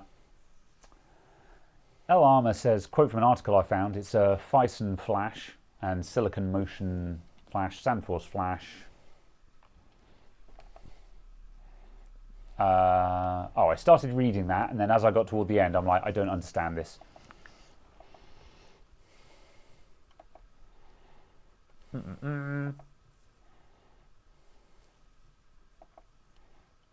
Oh, I see. So based on Arnold's AI thing, you'll need a bunch of command line tools to find out. Yeah, it sounds like looking at the drive is the only way to actually... looking at the drive is the easiest way forward. So, so the problem there is that the backup that I'm running is going to take an hour now.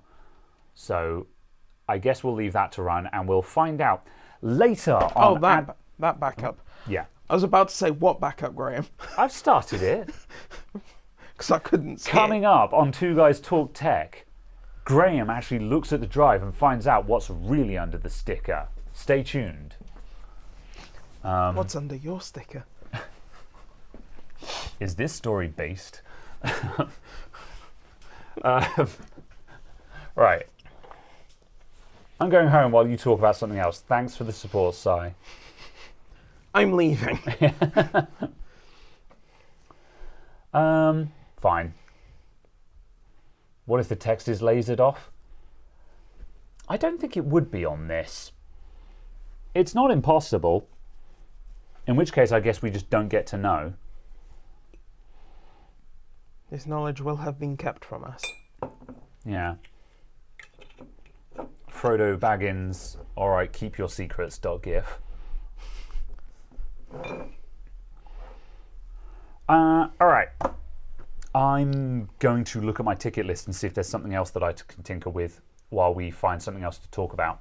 Very well. How long have you used these FitQuad drives? Because according to Amazon reviews, they die in less than a year. I have used them for less than a year. So, yeah. I have used them for less than a year. Who knows? So far, they seem to be fine. However, buyer beware, your mileage may vary. At the moment, they seem to be good, cheap drives. But obviously the drive failing doesn't matter because you do backups, right? True, but then obviously the drive failing does matter if I'm putting them in a customer computer that I've got a warranty. Yeah, but if it's less than a year, you go to Amazon and the drive's failed, give me a new one. I guess, but also, you know that's not the point. Yeah, but So, like yeah. from a fiscal point of view, it's not a problem. Yeah. Obviously, it's awkward from the point of view of the drive failing with a customer, but just being like, oh, I'm terribly sorry about that. I'll get I'll get that swapped. FN501 Pro 2TB is €90 and a Western Digital Blue is €100. I'd probably take the Western Digital at that point, yeah. Like, these FitQuad drives, like, this is the point where I need to do that speech again where I point out that as a shop, I'm in business to make money, and if I can save £6 on a drive, then you're damn right I'm going to buy the cheap drive. When you're a user at home and you're looking for cheap storage for your computer, pay the extra £10 to buy the premium brand. This is interesting to me as someone who is buying, well, less than I used to. That's another discussion, but this is me who buys many SSDs per week to put into customer computers. So saving £6 on each one is another £6 in my pocket each time. Because if the SSD is more expensive, I'm generally subsidizing that cost. I mean, that much being said, let me put it this way. When I do an SSD retrofit on someone's computer, right now my price on that is £120, which is £60 labor and £60 for the SSD. And right now that means that protects me because a 1TB SSD might be £57 for the Crucial P3. So at that point, I'm basically £60-ish profit. So I'm charging £60 for the SSD just in case. But if I can get the SSD for £43, that now means that I get a profit on the SSD as well, which means my margins go up, which makes me happy. If you're a home user, you don't care about that. Spend an extra £10 and get the premium brand. But for me, buying the cheaper brand is the difference between actually getting margin on my parts as well. And I don't really want to be charging more than £120 for an SSD retrofit. Because it's, that's getting dear, especially because the kind of devices where you're actually fitting an SSD to them are going to be older midlife cycle laptops where it's questionable whether it's worth spending £120 on it at all. Yeah, so I said too cheap. I'm at 130 for a 512 in service. Oof, yeah. I mean, I get you, but yeah, you're making more markup than me, Si. I'm not convinced that a laptop that you actually have to. That much being said, there was one point where 1 terabyte SSDs had like peaked at £60, maybe £62, and then yeah, I was just putting 512 drives in there for 120, because otherwise I would just be losing money. Well, not losing money, but it would be eating into my labor charge, which is not losing money per se, but it's definitely just eating the cost, if nothing else. So yeah. You could give the customer the choice. The customer doesn't understand the choice. That's the problem. The customer doesn't understand the choice. If you say to a customer, I can do you a cheap drive for 120 or a premium drive for 140, they're going to be like, well, is the cheap drive good? And at that point, if you say, no, the cheap drive isn't good, then you're basically saying that you would have sold them a shit drive, which is a bit concerning. Or you say, the cheap drive is good enough, in which case they're going to be like, I'll take the cheap drive then. You know. So I get what you're saying about giving the customer the choice, but the issue is that the customer doesn't understand the choice. Yeah, I think the customer wants you to make the choice for them. I think you can present it in a way that is makes them feel like they've made a good decision. I guess. By giving them the option. Then when they say, is the cheap one is fine for devices of your performance class. Yeah. The premium drive is aimed at high performance devices doing lots of writes, sort of thing. That's why I offer it. Yeah. And then they go, well, actually, that's not me as a user. I'm happy to save the money. And you're like, you've made a good decision either way, because you're providing them with two good options. One of them is just possibly less good value for money, but they're still good end products. And the person can feel like they've made a good decision either way. Yeah.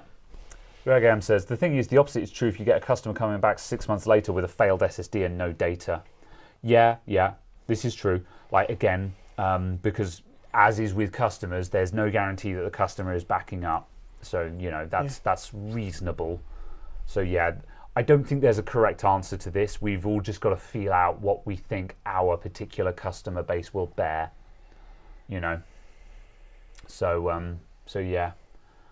P3 1 terabyte and hot UK deals for £47 right now. That's a good price. Where do I actually have to buy it from if it's on hot UK deals is my question to that. Because if I've got, wherever it links to. Well, yeah, that's the thing. It's just like if I've got the choice between paying another £5 to just order it on Amazon and have it show up next day, I'm still going to take Amazon. Because convenience sells and I'm buying. It's an 80% guarantee that a normal person won't back up. Yeah, that much being said though, I do heavily steer my customers toward using OneDrive these days. Oh, possibly eBay. Interesting. No, because that says £59. No, you've got to put in a coupon code or something. Oh, right, because you get a discount with the coupon code. Right, yeah. Fine. So you can buy. I mean, if that works, I'll buy. Oh no, I'll buy a bunch of those right now if that works. Well, let's find out. Because that's you can a good save price. a maximum of £75. So I don't know how that works out, but let's have it. Oh, because on sale from a fake price that doesn't exist. No. You can save a maximum of £75 using the 20% off code. Oh, I see. Yeah. Add to your basket. See this in basket. Yeah. Adam Williams says, I build custom computers like I'm building it for myself. I don't cheap out on the SSD. Yeah, that's fair. But the problem is that, yeah, I don't know. I'm not very good at charging more money. I'll give you that. But there's so many computers that I deal with where the laptop isn't worth putting an SSD into. You know, like a lot of the SSD retrofits have come and gone now. Like putting SSDs in customer laptops is now a dying business, because the past couple of years of computers have had SSDs as standard. So all of the only, like, it used to be that I was fitting 10 SSDs a week. Now I do maybe one SSD a week. And a lot of the time when I'm doing that, it's on a low-end laptop that's like this, that just still for some reason or other has a hard drive in it. And this one is still reasonably new at 2021, and as I say, I think that's an i3 in there. But let's say, for example, this was a 2019 laptop with a Pentium Gold in it. Are you really gonna? Is it really worth spending 150 quid on that when you could just buy a better laptop? That's the problem. So you say sort of, well, I'm going to put in a premium drive. We only use Samsung here, and it's going to cost you £160 now because it was a Samsung drive. Is this worth 160 quid? That's the problem. That's a difficult question to answer, I think. And if the customer turns around and says, oh, for that much, I'm just going to go and buy a new laptop from Currys, and you just lost the business. Now, I will concede the fact of I'm not a good salesman. Sai is a better salesman than me, and Sai can upsell and make more money than me, which is why he does. But that's my point. That's my perspective. That's the thing.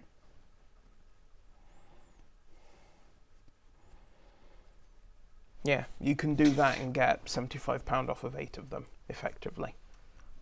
So order total is 396. So did you say that was 8 of them? Yeah. Calculator. 396 divided by 8. Yeah, that works out at £49.50 per drive. That's all right. I'm going to put my phone on charge because it's on 1%. I am the 1%. Yeah. That's not bad. I'm not going to rush out and order 8 of them. Like, don't get me wrong, that's a good price, but that's not low enough for me.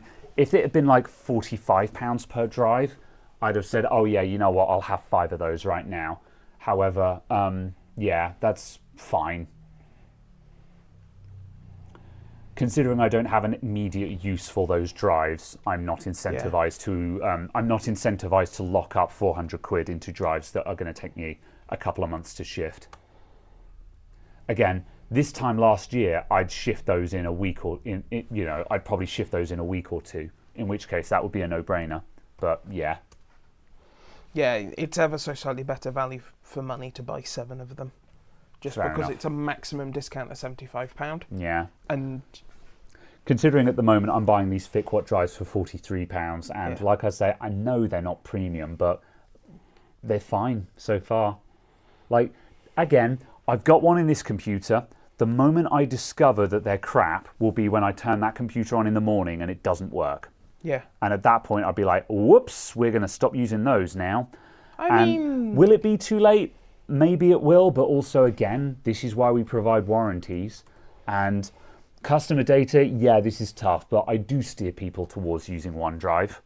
I do tell people you have to back up. And I say to people, let's get OneDrive set up. Here's OneDrive, we're going to sign in with your account.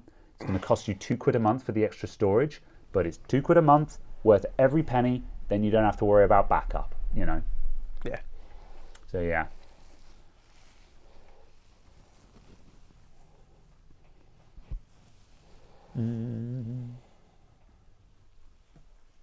Anyone see the 20% off voucher on the FitQuad drive? Comes down to £36 a drive. Damn. Oh, nice.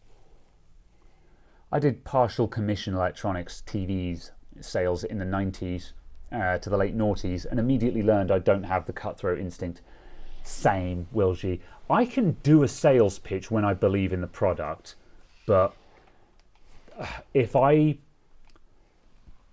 the problem is when I know what my margins are, it gets harder, like, for example, when when I'm selling Dell Latitudes in the shop, I'm buying those for up to £200 and selling for £300. And people say, you should be charging for £350 for that. And I'm like, I'm already making 100 quid on this. Like, personally, I think that's enough. I'm making 100 quid flipping a laptop. I think that's pretty good already. Will the customer pay more? I mean, probably if I twisted their arm, but I don't want to twist people's arms. I think £100 profit on a laptop that I'm flipping from eBay is enough, personally, you know. But Depends how much work it is. and it's not that much work. Yeah, I was going to say, it depends how much work it is, and also it's the fact of obviously you're holding that money Yeah, in product. this is true, but So that's what the cost of business is. And yeah, holding a couple of £100 in product in a computer shop, that's not that much, you know. If don't get me wrong, the MacBooks, the MacBook Airs, where my profit margin slimmed down to like 50 to 60 quid, I was like, yeah, this is not worth the trouble. I need to be charging more for these, you know. Yeah. So I am increasing my price on those, Yeah. but yeah. So that's the thing. I think it also depends on the volume that you're moving. Yeah. Because if it is a semi-bespoke, semi-custom thing, your margin needs to be more than 100% a lot of the time, because you will I don't never. know. This is the thing. Because you'll never be able to sell it to someone else. Sure, So, but I'm not- what I'm not- planet are you on where a shop is getting 100% margin on their product? Most. Really?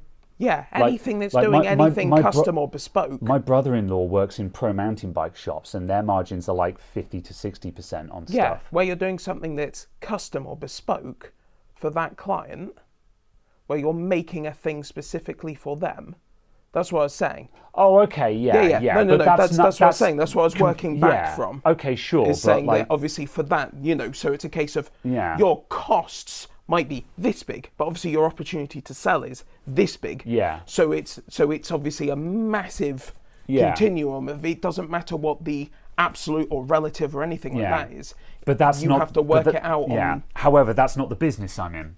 I'm in the business of Okay. computers, and there's no computer businesses that have got those kind of margins. I mean, yeah, if I was making like a custom case for someone, Yeah. sure, we can start having that conversation. But I'm flipping components from Amazon and assembling them. But I was going to say, my point is that obviously it doesn't matter what the price is or the ratio and so on is. It depends on what the risks are in that product. And obviously, flipping a device that you know you'll have another customer for is going to give a completely different consideration for something where Yeah. there's a high risk of faulty parts in it or Yeah. something like that. So that's what I was just saying about. Again, I understand the sentiment of risk, but it's just like, let's take a high risk. Firstly, I'm just going to quickly interrupt. Go, Dana, thanks for the $10. Here's a tenner for the excellent board repair video. Much appreciated.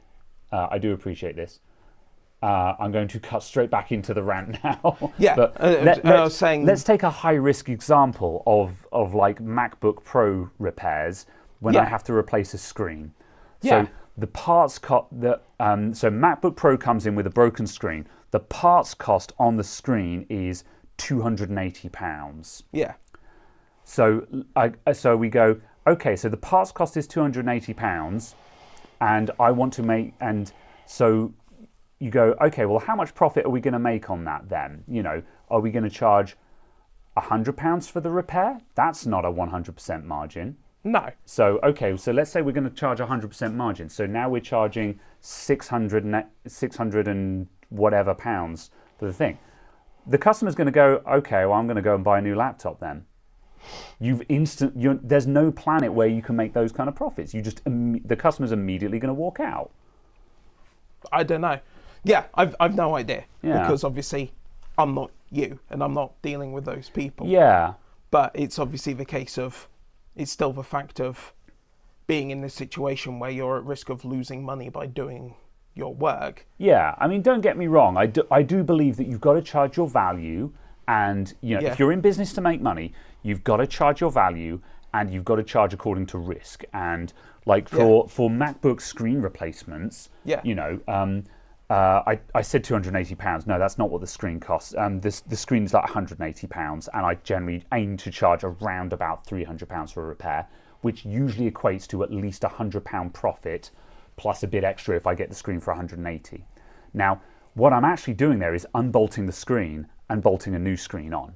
Now, I don't think that's worth £100, but the risk of a bad screen or the customer coming back in and they say the screen just cracked, which has happened more than once, means that it's a high-risk repair. So now you have to charge extra to account for that risk. So that's why, like in that instance, I charge £100 for a job that takes 10 minutes of just unbolting and bolting on a screen, which a Saturday boy technician could do. However, so that's the point where I am charging extra because of that risk. But again, I think there's a ceiling to that, you know. Yeah, and ultimately the ceiling is Apple's prices because people still pay those prices. Maybe, but again, that's what the actual ceiling is. Yeah, I don't know. I'm not saying whether that's what you're comfortable with or not or anything like that, but it's the proven ceiling. I had a customer that came in during the week, and they said they'd called up a couple of times beforehand with problems with their email. The fault was extremely easy. They had issues with their Outlook email account on their computer. Yeah. Now, recently Outlook, they have been threatening to do this for the past year, but Outlook just updated their system where you can no longer sign into an Outlook account with POP or IMAP unless you've done a fancy setup, which by default you haven't. And for the past year, they've been sending out periodic emails to people saying, you must update your login settings, otherwise you'll lose access to your email. And in a surprise to no one, the vast majority of people have ignored these messages, and that deadline has now come and gone. It came and went like a month ago or something like that. So recently there's been an influx of people saying, my email doesn't work. And you take their phone, you remove their email account, then you add it again, you type in the username and password, it logs in using the Outlook authentication, and now their email is fixed. So it's as long as they know their password, it's a 60-second fix over the counter, and I charge them £10 for the pleasure. So that's the pitch. I had a customer who called up the other day and described this fault, and I was like, yeah, you need to remove the account and add it again. And I said, you need to go into your accounts, remove the account, add it again, type in your email address and your password. If you want, you can bring it in and I will do this for you. And she said, oh, I'll go and have a go. And she called back and she said, oh, what do I need to do again? I'm like, remove the account and add it again. If you're having trouble, bring it in, I'll do it for you. And that was the end of that. And then during the week, she actually came into the shop and she said, oh, I had to get someone else to help me in the end. I called someone out to do it. And I was like, cool, fine, whatever, And she said, and it seemed like he wasn't very familiar with Macs because it took him, he was there for an hour and a half and he said, oh, I'm not very familiar with Macs. He was there for an hour and a half and then he finally managed to get it done and he charged me £162. That seems a bit steep to me. What do you think? And I said, yeah, that's daylight robbery. I'd have charged you a tenner over the counter. It's not your problem that he was in over his head with a system that he did not know and should have known. He walked into that, he should have known what was going on, he should have known that he was unfamiliar with Macs and should not have charged you for his incompetence of being unfamiliar with Macs. But that's just my opinion. But also at the same time, if his flat call-out charge is £162 and he'd said up front, me visiting you is £162, you agree to me turning up and paying £162. That is my call-out fee. Absolutely, and that's why I then said to her, because she said, I'm thinking of contesting the bill, and I said, okay, well, this is going to be my professional opinion. If he's a skilled tradesman visiting your house, he has a call-out fee, and if you call a plumber out to your house and he just has to tweak a pipe that takes him 10 seconds, he's still fully entitled to charge his £70 call-out fee. Yeah.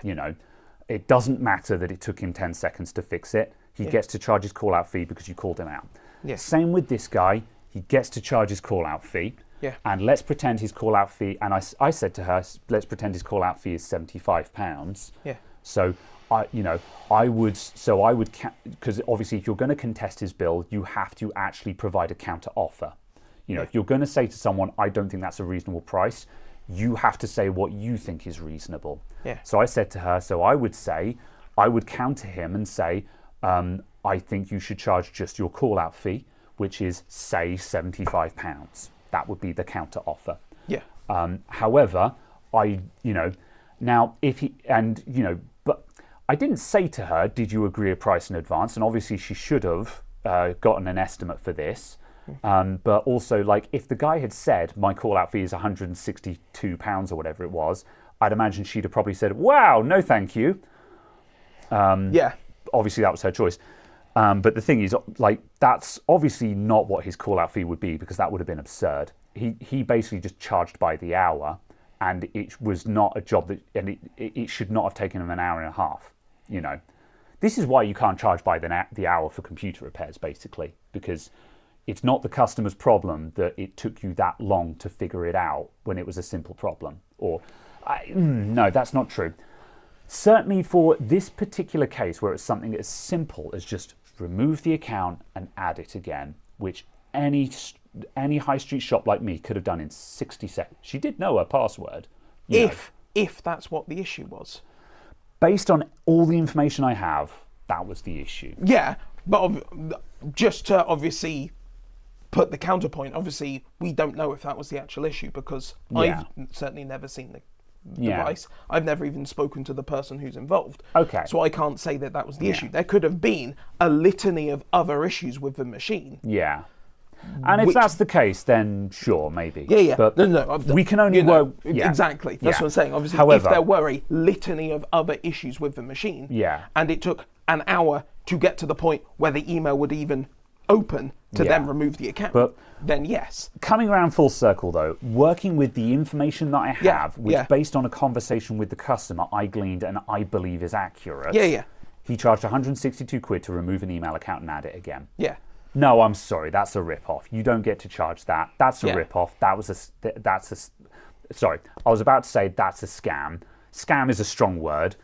He massively overcharged. And this is the thing is, and so I said to her, no, I think he massively overcharged you. Yeah. So let's say that coming around full circle, let's say that I go, okay, well, I think if I tried to sell one of my Dell Latitudes that I bought for £180 for £400 because I think the customer will pay that, then the customer talks to someone else and they say, you know that those are £180 on eBay, right? And the customer goes, wow, he just made 100% profit on me. That's, that's not something I want the customer to encounter, you know. I think my point is that I want to get to a point where an average person would look at that and be like, yeah, he's profited, but that's a reasonable profit. I don't know. I feel like I'd flip on the other side and go, the average person turns around and said, you made any money on this? That's unacceptable. Yeah.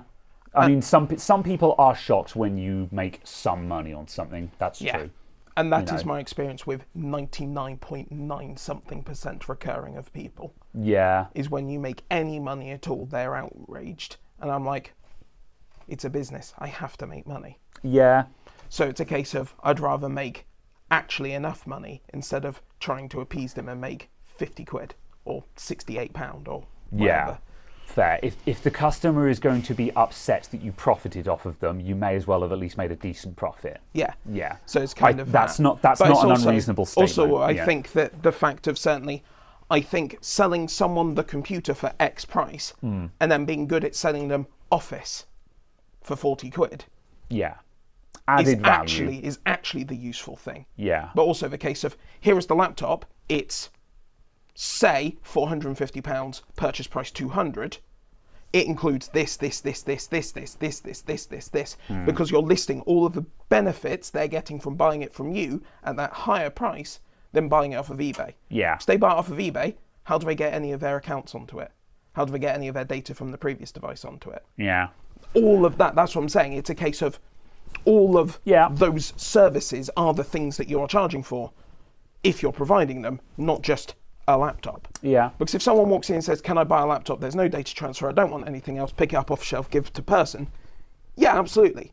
Making £400 on that is ridiculous. Making £200 on that is probably a bit ridiculous. Yeah. And this is where the balance comes in, I guess. Yeah. So, yeah. I was just saying, it's all about that kind of bits around it. Yeah. And also certainly based off of the descriptions of the issues you've been having with actually getting those Dells in a working state.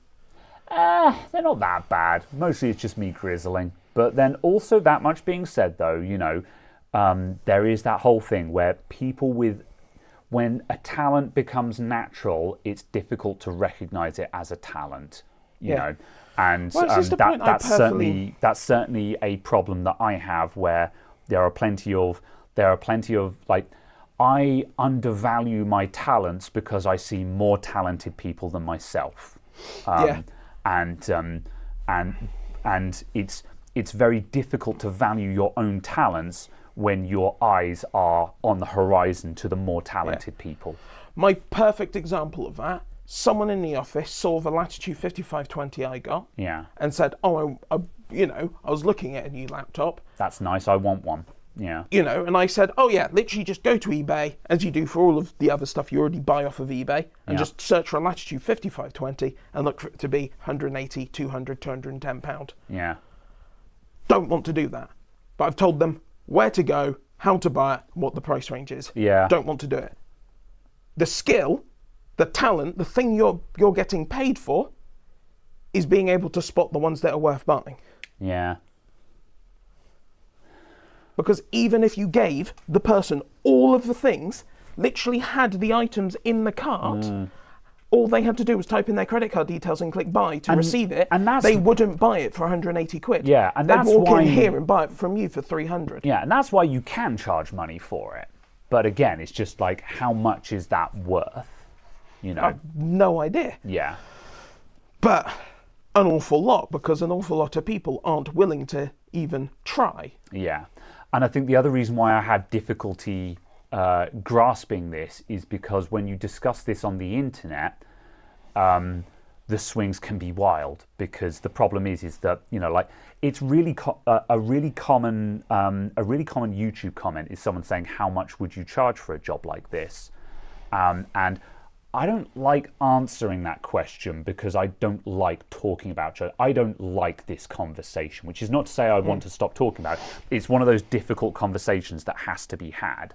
And I go into this conversation knowing that you're going to challenge me on it. And I don't like being challenged, but I have to be challenged. The other way to justify it to yourself requires you to have functioning accounts. Okay, so anyway, but you take all of your costs. Yeah. However, the point is that I've forgotten where I was going with that. But I was going to say, you justify it to yourself by saying, so right, all of my costs are this per day or per hour, and it'll take this amount of time for me to do this. Okay, sure. So the point is, so let's say I get the comment on YouTube, someone saying, "How much would it cost to do a job like this?" And this is the thing, and like, here's a really good one: is consoles and console repairs. I'm really wrangling. I don't know how much to charge for the HDMI repairs.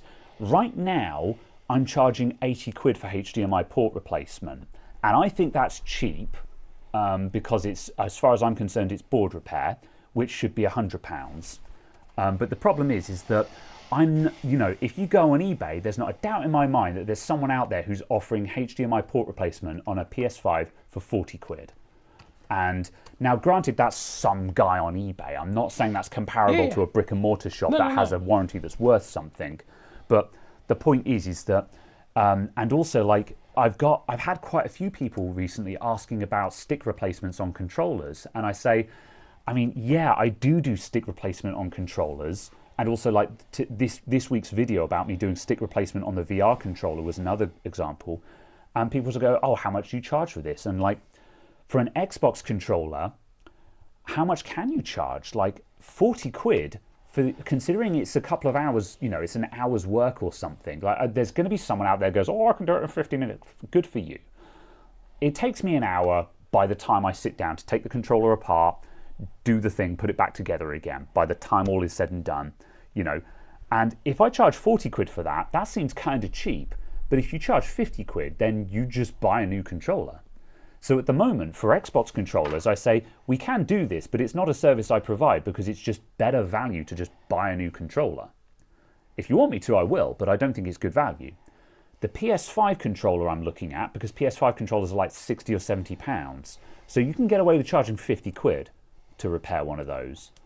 But this is the issue, is that, and like, again, with the So yeah, I don't know. This is the problem with costing stuff, is that it's really easy to say, that's skilled repair, you're doing board repair, you should be charging £100, you should be charging £120. But the problem is that when a second-hand one costs X instead, is that a better option? And then, of course, you then turn around and say, oh, yeah, but if you say that a second-hand costs this much, they then have to go to eBay and find the second-hand one for that much. So,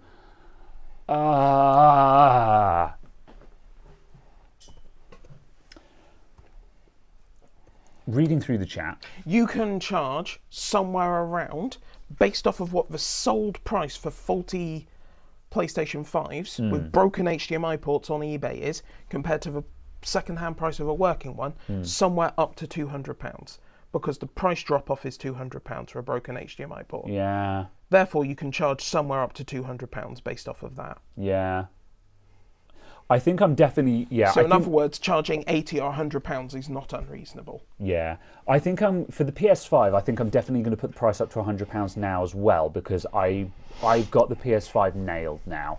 I've done like 3 or 4 HDMI port replacements in the past month, and the past like 2 or 3, I think the past 4 of them I've done actually, I've done with a high degree of confidence, and they've worked first time.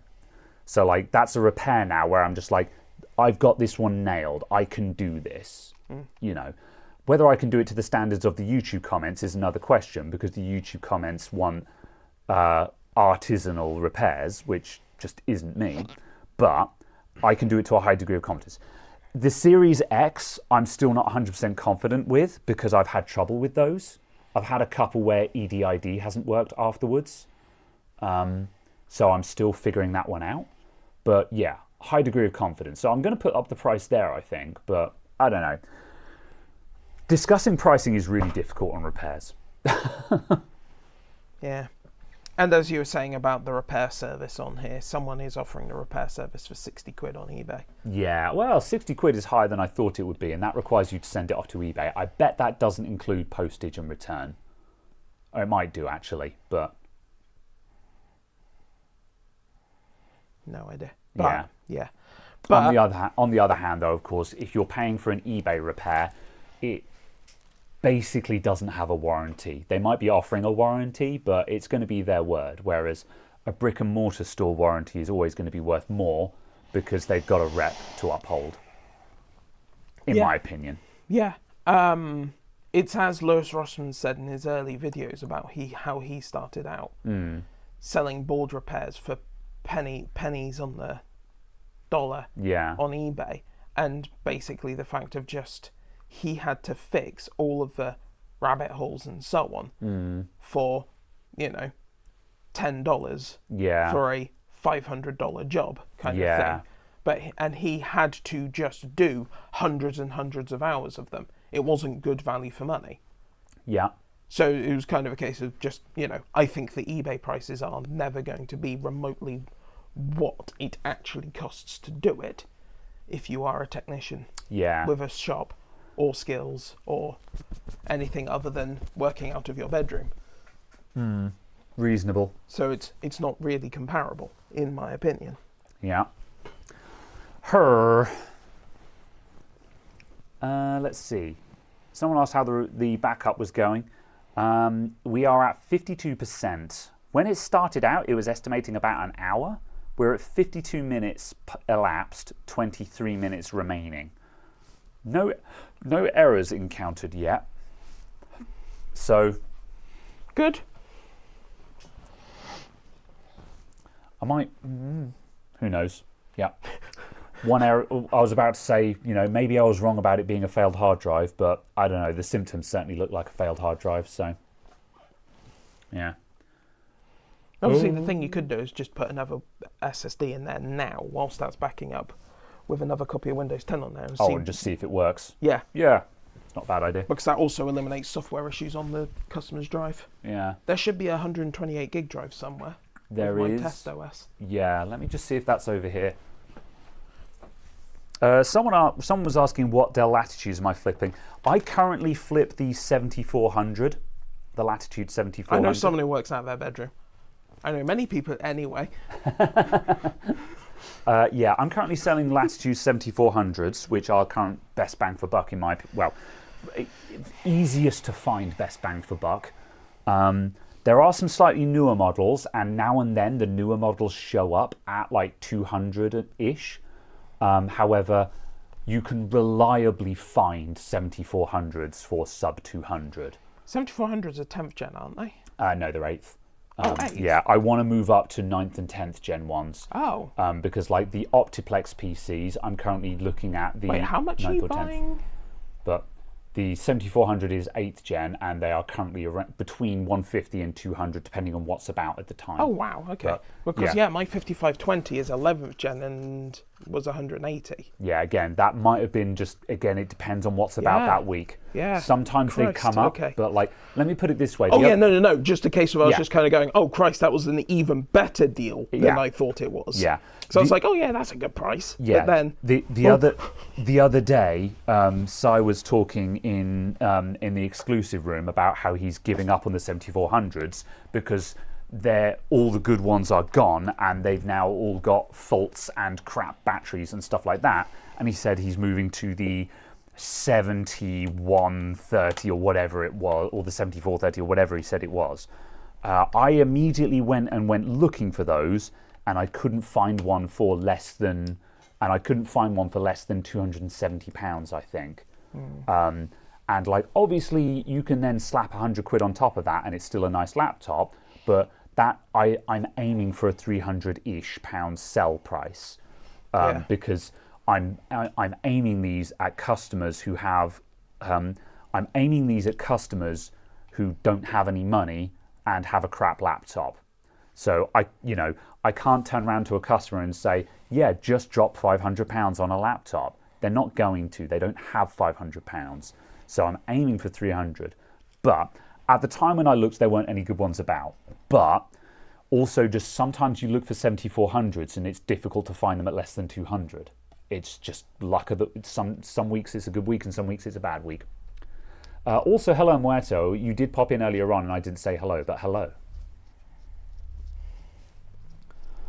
Oh yeah, the 5520 seems to have gone up quite a lot to about 280. There's a couple that are... Yeah. Kevin says, you're like me, we're just too nice to other people, customers. Yeah, this is the issue. This is the thing about whoever it was that said didn't have that cutthroat thing. Like, saying that cutthroat attitude makes it sound nasty, but I certainly we're too kind for our own good, if that scans. Hello, sir. Sorry for not coming today. That's all right, man. You're always welcome at another time. You know, I get it if just today didn't happen, but you know. 7410s might be. Last night I said to you, sure thing, and that's a standing offer. So you know, if the week comes and when you're just like, yes, I will go on a podcast today. I don't know why I spoke like that. That's not how you speak. But if you change your mind at any point, it's a standing offer from you, Muerta, from me to you. So yeah. The offer, it stands. It does. It has legs. It's going somewhere.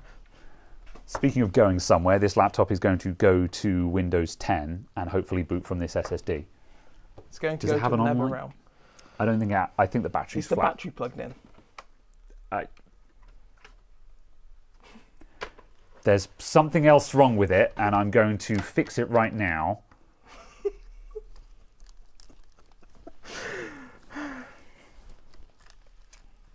Let's see. Oh, yeah, it's a bad capacitor. Yeah. Yep, 10 microfarad capacitor, usual suspect. Hold on, I'm just replacing that. There we go. You love to see it, everyone. Yep. Board repair, done. £100. Wow, it works now. There we go. We've got an Acer logo, everyone. There we go. So if you're really, really not digging the repair, and it's really not providing you with stimulation, do you charge extra because it's a board repair? That's terrible. What's the timer on for the stream, by the way? I'm gauging. 2 hours and 9. 2 hours and 9. Yeah. I haven't had much to drink. I kind of want a cider, but it's a bit late to start a cider. I don't know if I'll finish it. Oh, okay. Do you want to share a half, or are we just going to... Are we going to find the opener? Hello, opener. Yeah. I mean...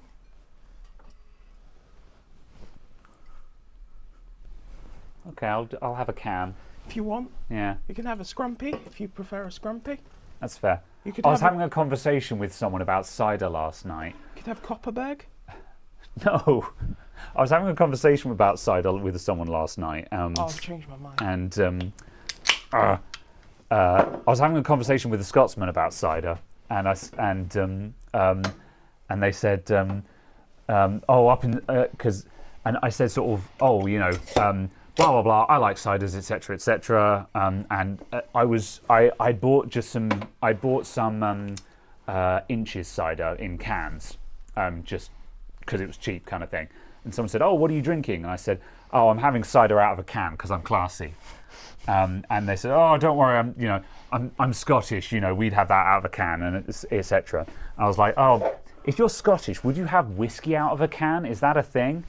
And he said, "No, but we do have this. We do have cider that we would drink, but we buy it in 2 liters, and it's called White Lightning."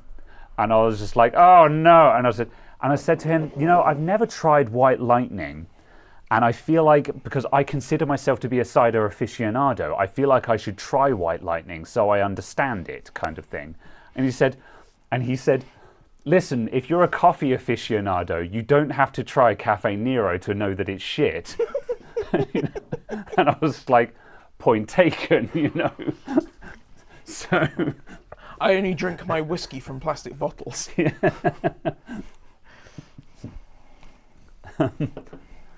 Right, let's see what's on this. This is not your SSD. This is someone else's. I will immediately turn this off. Damn it, Graham. I have no idea who that person is. I should probably find out so I know if I can erase and keep this SSD or not. You should probably search your ticket list using your iPad that's next to you. Oh, I could. God damn it. Oh, it's all clicked down. Okay, it's fine. Cafe Nero is better than Costa. No. No, I don't think Costa is bad. I'm not going to say that it's like the best in the world or anything, but I think Costa is perfectly passable. It's the least offensive national chain. Yeah. Like, I think Starbucks is bad. Starbucks is terrible, in my opinion. I have only ever had 3 coffees from Starbucks. Each one of them was so overdone and burnt, it was horrid. Yeah. So... Also, just quickly tracking back slightly, because interesting question. Firephone says, "Graham, do you have a price list?" No. If I'm brutally honest, I make it up as I go along at the moment. It's kind of a scale. I have... No. You calibrate your prices based on many years of industry experience. That's what I was going to say. I just didn't have that answer lined up and ready to go. Yeah. I have guidelines. They're more like guidelines, really. I have baseline prices. Like, for example, my flat fee service is £60. So, like, the guide price, when someone says, "How much is it going to cost to fix my computer?" I say, it depends what we find. My assessment is free. So I look at the computer and I figure out whether it's a rabbit hole or not, etc. And the guideline price is £60 plus parts. And if the job is kind of a ball ache, those parts are going to be suspiciously expensive because I need to build in some extra margin somewhere, However, also though, if it's a rabbit hole laptop or if I have to turn on the soldering iron, it becomes board repair and then it's going to be £80 plus parts. And if I feel like I want to charge £10 for a capacitor because I actually want to make a bit more money on this, then I'll do that, So it's... Am I making it up as I go along? Kind of. But as per the conversation we've had, my prices are quite reasonable. And also, I'm not... I am basing it on I'm basing it what I think a fair assessment of the job was. So, thank you and goodbye. Yeah. So yes. Cowdog is really a salesperson. No, maybe. I mean, do you want some sand? Yeah. No, I'm just tired of accepting bullshit from customers who think they know anything about your job. And I'm like, bitch, if you knew anything about my job, you wouldn't be coming to me and talking to me and asking for my advice. Yes, yeah. Like, we're coming from opposite ends of the scale where you're assuming that every customer wants to buy, every customer expects you to earn no money kind of thing. So, yeah. However, to an extent, though, you're not wrong. A lot of customers are, unreasonable. Now and then, I get customers who come in and I say, "It's going to cost this much," and they're like, "Okay, thanks, bye." And I'm like, "I don't feel about losing that. I made a very reasonable offer." If the customer didn't want to take that offer, they ain't finding that cheaper anywhere else. It's the same as time. Customers will say, "Oh, can I bring in my computer on a Friday?" And I'm like, "You sure can.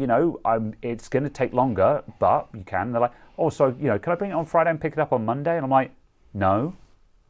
And I'm very harsh with customers on that. And also, like, customers, I'll say to customers, "Oh, right now we've got a couple of things, but I can probably get it done within a week for you." And they're like, I think I'm going to look around. And I'm like, good luck finding someone who's going to do it faster than that.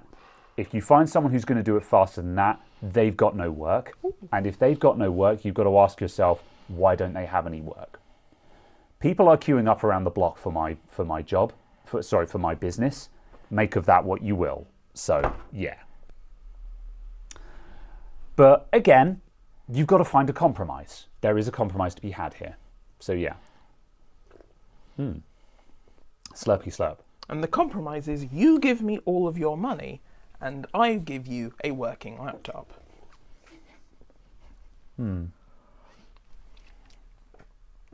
was about to say this is odd, but then actually no, it tastes like cloudy apple cider. But last night I was drinking Inches, which is really sweet.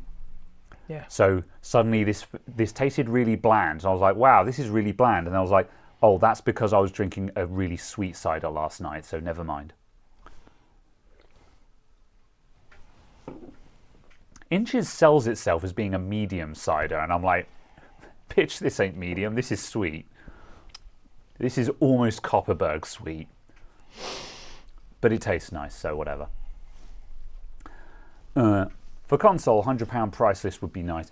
Yeah, I guess there are some things where I can just do very easy prices, but then on the other hand, the customer walks in with a PS5. Oh, thanks. Oh, that's the one. Where was that? There. Okay, we'll see what's on here. Actually, this might have just fallen. Yeah, that little stack of SSDs are SSDs to be tested. I don't know what state they're in or what data is on them. Most of them, I'm fairly certain that most of them are dead, but they're sitting there because I need to check them. Very well. So yeah. Anyway, customer comes in with the PS5 and they say, "Oh, the HDMI port is broken," and they say, "How much will that cost?" And I say, at the moment, that'll cost £80. However, yeah, I'm going to increase the price to £100. So to that extent, I do have a price list because I don't say we have to look at it first. I say, no, it's £100. Yeah. But also, if I encountered a PS5 that was a complete disaster case and needed trace repair and stuff like that, I would call the customer and say, "Hi, we've had a look at this. There is a lot more to this than just the HDMI port. It's going to cost extra. Do you want to continue?" So at that point, you give the customer the choice. Okay. So yeah. Would you then give them an indication of cost? Yeah, because at that point, I've already seen it and I've got an idea of how much I want to charge for this. And I think verifying SBAT.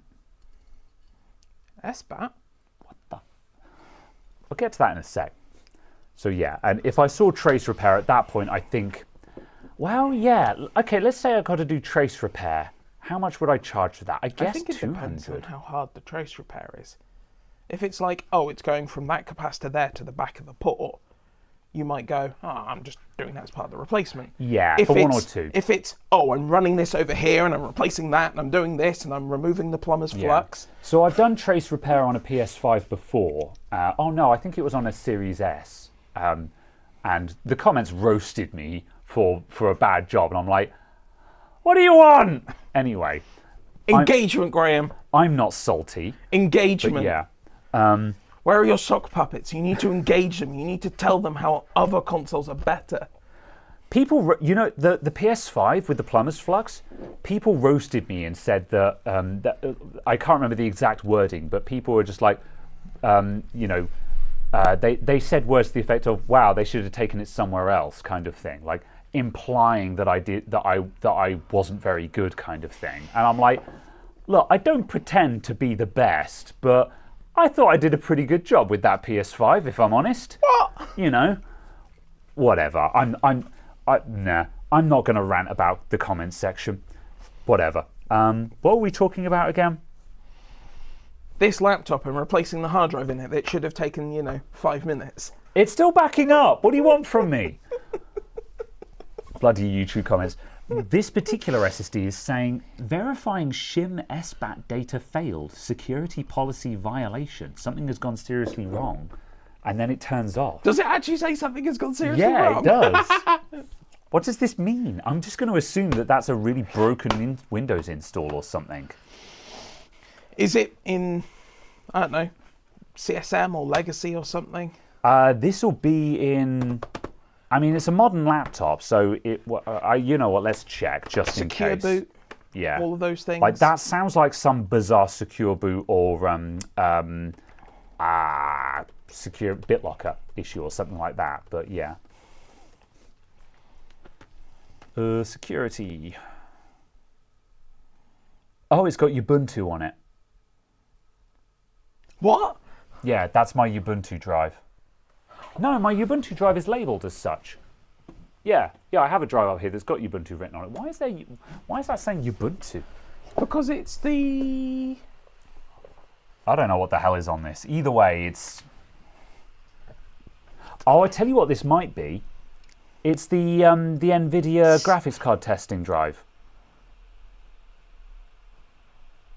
Remember that we did way back with mats and mods and so such on it? where's my one? Where's my other one then? Somewhere. It might even be where it's supposed to be. Is it? No, but that's not the point. Hold on.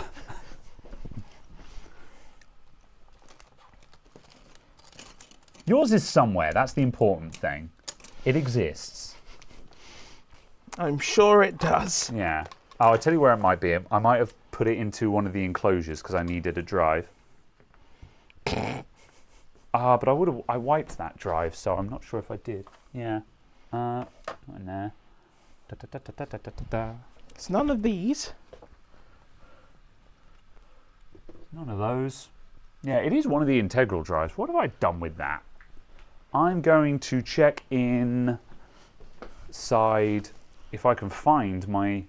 Oh, no, that's a SATA drive, so it can't be that one. It's not in here. I don't know. No, yeah. Oh, it'll show up at some point. I'm not going to feel bad about it. It's a 128 gig SSD. Don't pretend like you care about it. I'm going to... It's the principle of the matter. I'm going to reinstall Windows on this SSD to check if it works. It's in the back of the Lianli. Yes, it is. Because we were copying stuff onto it. Boop.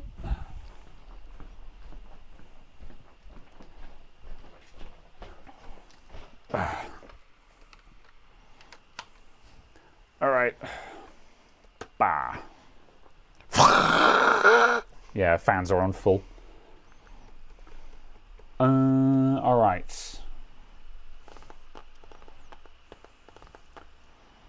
Let's see. It feels like the comments on videos and the comments here are completely different people. There are plenty of... no. What are you looking at? The spec? No, it's not a Acer i3 12th gen. It's a Athlon Silver 3050U. With Radeon graphics, though. Yeah. Radeon. Backwards baseball caps.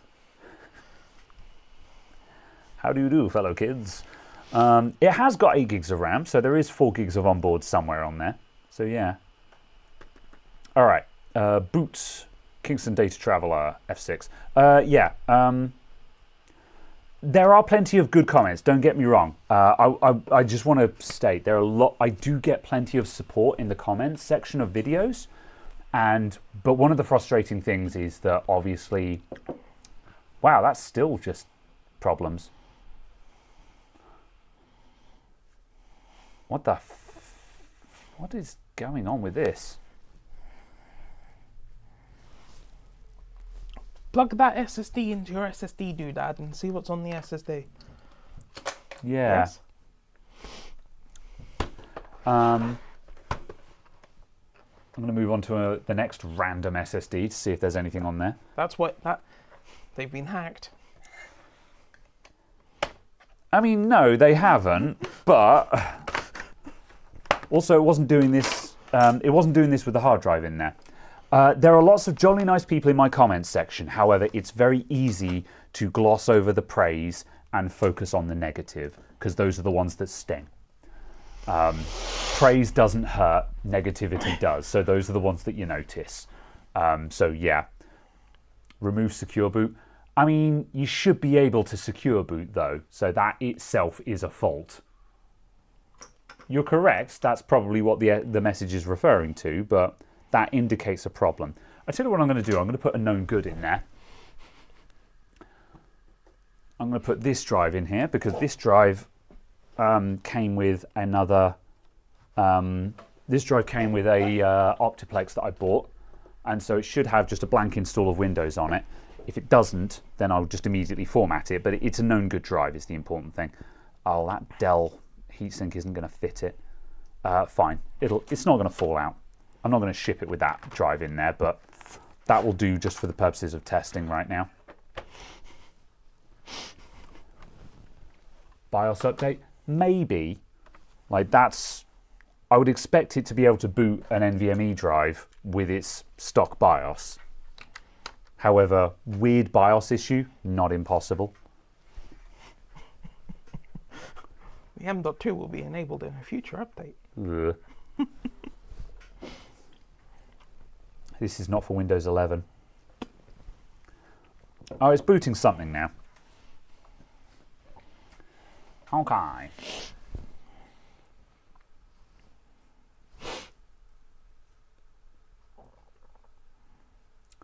Getting devices ready. All right, it's booting from this SSD. Nah. Dirt, more dirt. Why is there so much dirt? But also just when you're using your microphone voice and you go, it's spitting everywhere. And you're like, sorry. This is why I clean laptops after servicing them.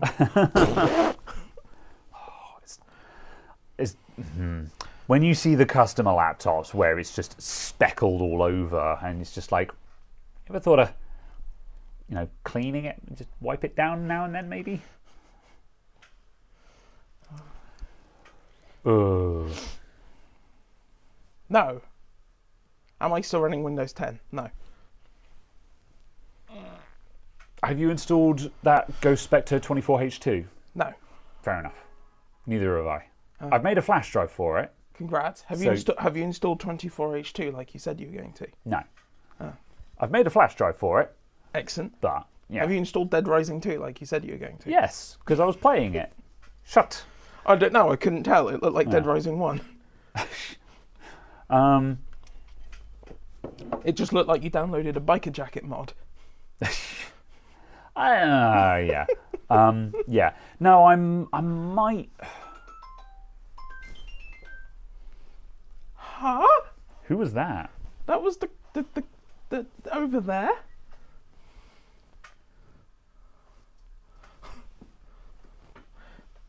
Is the soundbar on? The soundbar is on. So it could have been the computer.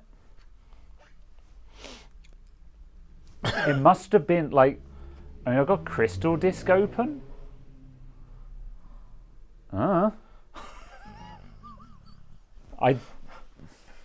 That noise is Crystal Disk. Okay, yeah. Everyone's going, that's Crystal Disk. Fair enough. What? Bad disk, everyone is saying. Okay, yeah. Is that the noise for a bad disc? Yeah. Don't know which one. Because they're all saying good. close that because we don't need that open anymore.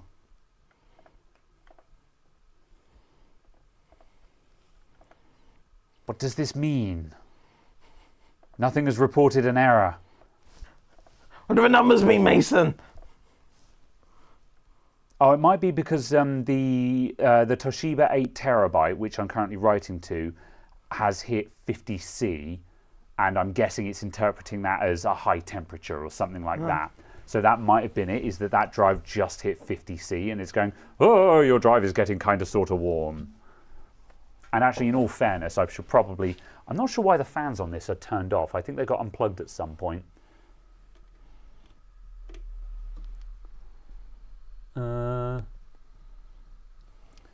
Where is the... Do you even have a front panel fan down there? Oh, yeah.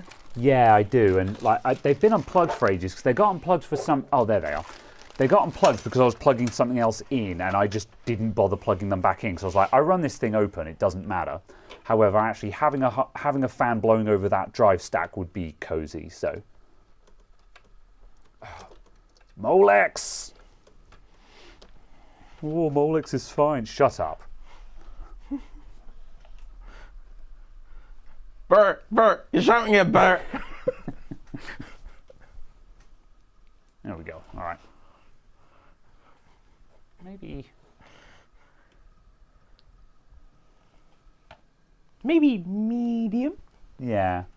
Yeah, I'll put them on medium. All right. Leave that for a bit and see if the temperature comes down. What were we talking about? Complaining about customers. Blow on it. No, cool All down. right. Skip. Oh, I'm not going to be able to get past first run on this, am I? I don't have internet? No such luck. Okay. Shift F10. Ah, it does still work. OOBE / isn't it? Bypass NRO. There we go. Oh yeah, we're talking about Windows 11. Yeah. I might try putting Windows 11 on my PC this weekend.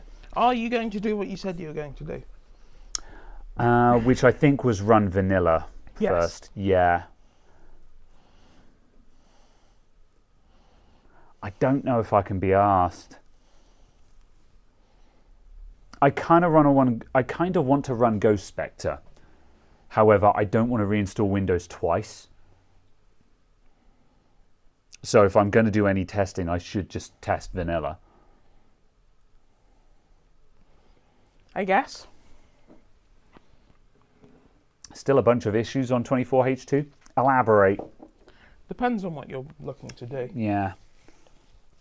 So obviously if you're looking to test Ghost Spectre, then installing it to test Ghost Spectre is one set. And Yeah. if you want to look at what 24H2 is, then... Why not dump an image first?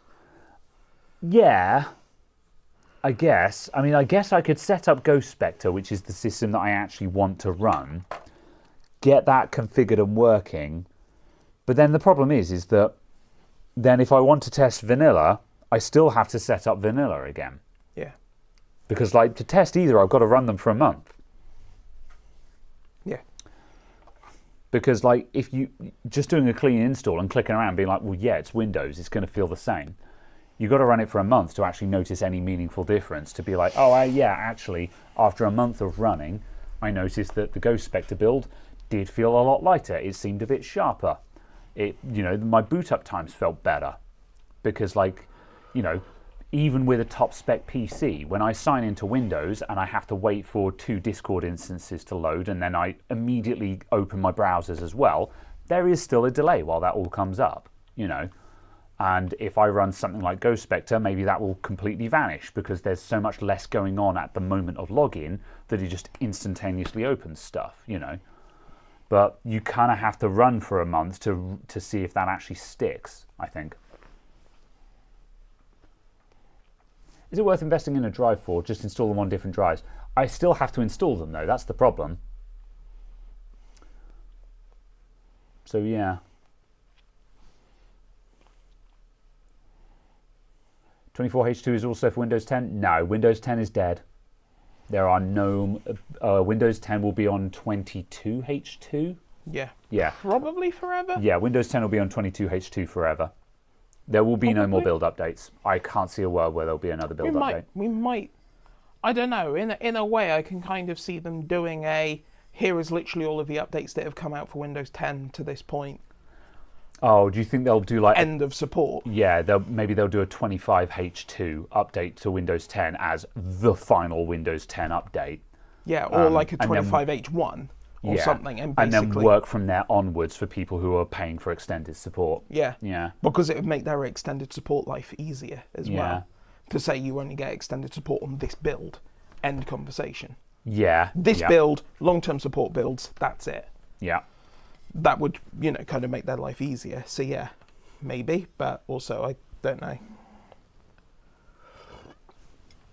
Which also means they can, as Si says, roll all of that stuff up into one ISO and kind of go, here's the ISO to install it. That would be interesting. Incompatibility with Easy Anti-Cheat and Alder Lake Plus processors, apparently, for 24H2. The issue with Easy Anti-Cheat on 24H2 is specifically an Intel Ultra 200 series issue, because Ultra 200 series has issues with Easy Anti-Cheat. Ah, okay. But AMD processors don't have a problem with Easy Anti-Cheat on 24H2. Imagine running Intel in 2024. Yeah, kinda. Yeah, fair enough.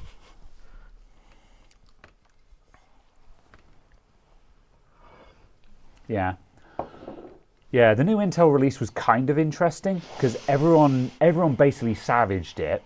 Yeah. But productivity-wise, like gaming, terrible by all accounts. Productivity, it seems to be just an incremental improvement.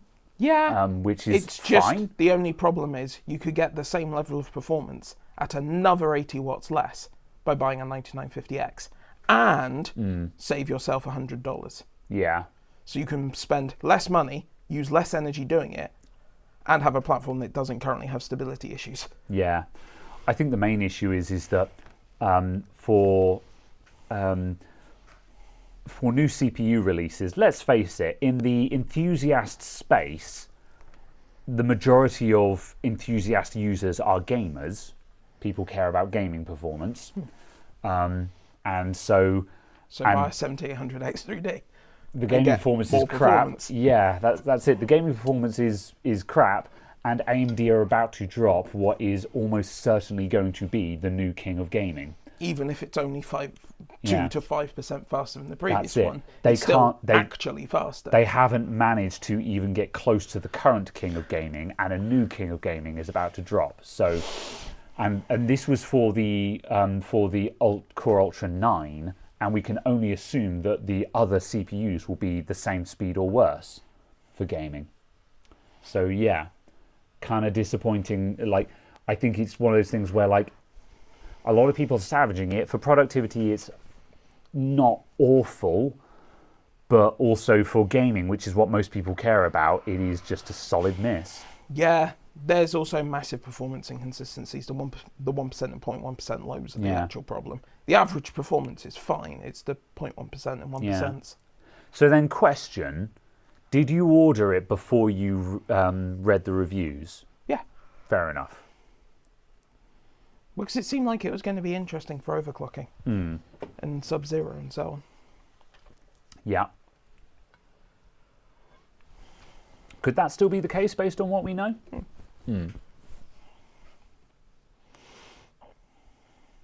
Yeah. Very well. When you go to Windows 11, the first thing to do is get Looks Tweaker taskbar compared to blah blah blah. No, I don't like heavily customizing Windows because if you want Windows to look like 10, then just carry on running 10 for now. But also, like, I'm fine with the so right now my only grievance with Windows 11 as it currently stands is that the taskbar is centered, which I just really don't like on Windows.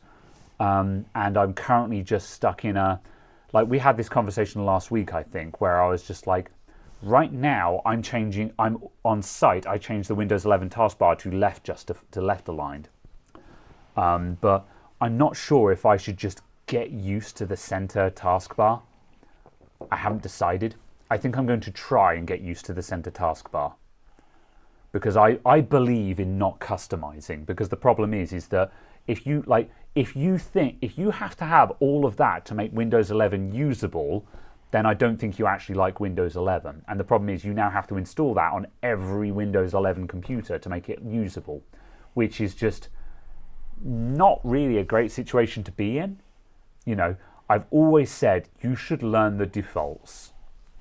Learn the defaults, get used to the defaults.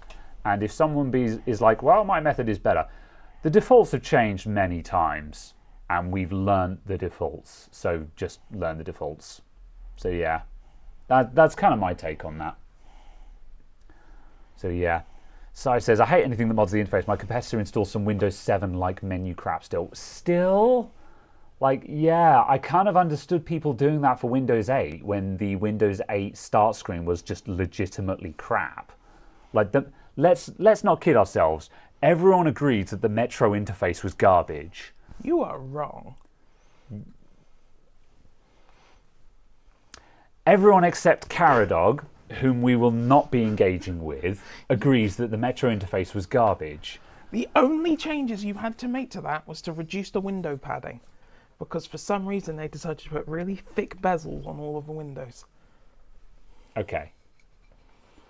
However, the Windows 10 Start menu was just... I think the Windows 10 Start menu was great. The Windows 11 Start menu, I think, is kind of dim-witted, but it works. However, also just no, stop installing Windows 7 lookalike things, because that's not what the Windows Start menu has looked like for over a decade. You're just training people to use the wrong thing. You have to train people to use the current system. Otherwise, everything that you're teaching them, they are going to have to unlearn at some point. People should learn to use the defaults. That's my opinion. Learn to use the defaults. Yeah. So yes. What about changing the screen resolution? Elaborate. Not resolution, DPI. Yeah, that's what I thought you meant. Yeah.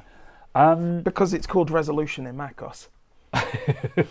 and I've just been changing it. Ooh. Was this a backhanded comment from you there? No, it was just because I've been changing it and playing with the resolutions. Yeah, scaling. But because it says show all resolutions and lists the scaling options as resolutions. Yeah. Yeah. Anyway, scaling, personal preference, on a desktop computer, 100%. Well, no, that's on a desktop monitor up to 1440p, 100%. 4K monitor, yeah, you probably want to start scaling that. And well, 4K 27-inch or smaller, you're going to want some scaling on that. Yeah. Laptops, so the 14-inch latitudes, those are 14-inch 1080p screens. I would probably run them at 125%. I think 125 is fine. Yeah. There was a time when I'd run that at 100%, but these days, I don't want to squint at the monitor. It's not that my eyesight is bad, but 125% is an awful lot easier to see. And of course, once you start scaling, you're increasing the DPI of the text as well. So like, you're not just making it magnified because you're an old man now. You're just getting smoother text, which is just nicer on the eye. I prefer running it the other way around because so much of what I do is in the browser. Yeah. I prefer running it at 100% scaling and then forcing the browser to set minimum font sizes. This is what I do on desktops in some instances. So yeah, Sai says default is 150. Yeah, I think 150% is too big.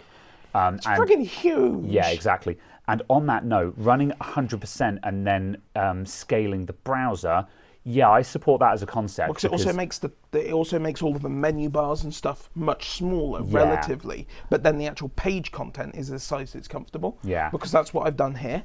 And that ties it into what Bald was saying about smaller taskbars and stuff like that. That enables you to get smaller taskbars without having to run mods. You can change the size slightly because you can use small icons. Can you still do that on I 11? think so.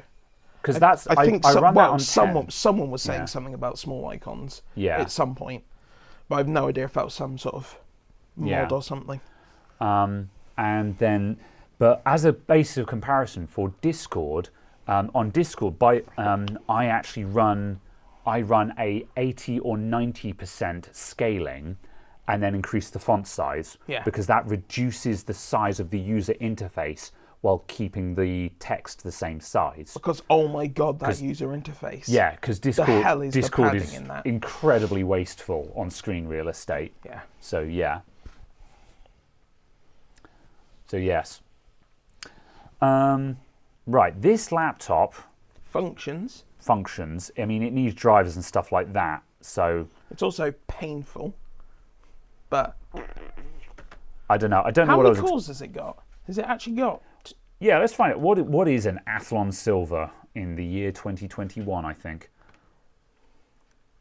Oh god, it's 2 cores, 2 threads.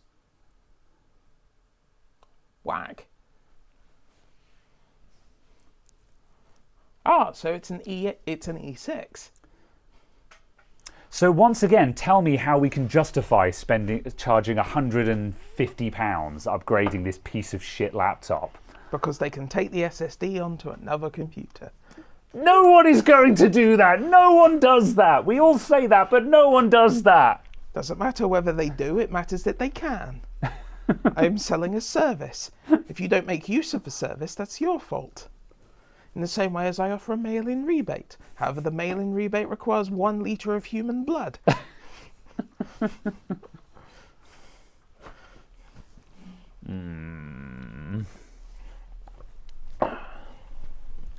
megabyte L3 cache. 1 megabyte L2 cache. Woohoo!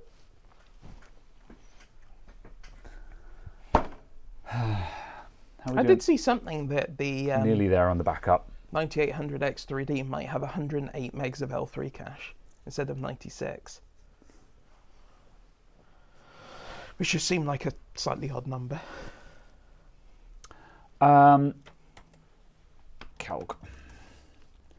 What is it? It's an 8 core, isn't it? Yes. Yeah. So and it's 96 at the moment. 96 divided by 8. So it's 12 megs per core. Effectively. Yeah. So and you say 108. So 108 divided by 8.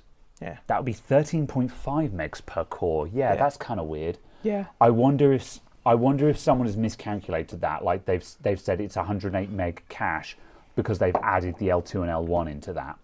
Yeah. Because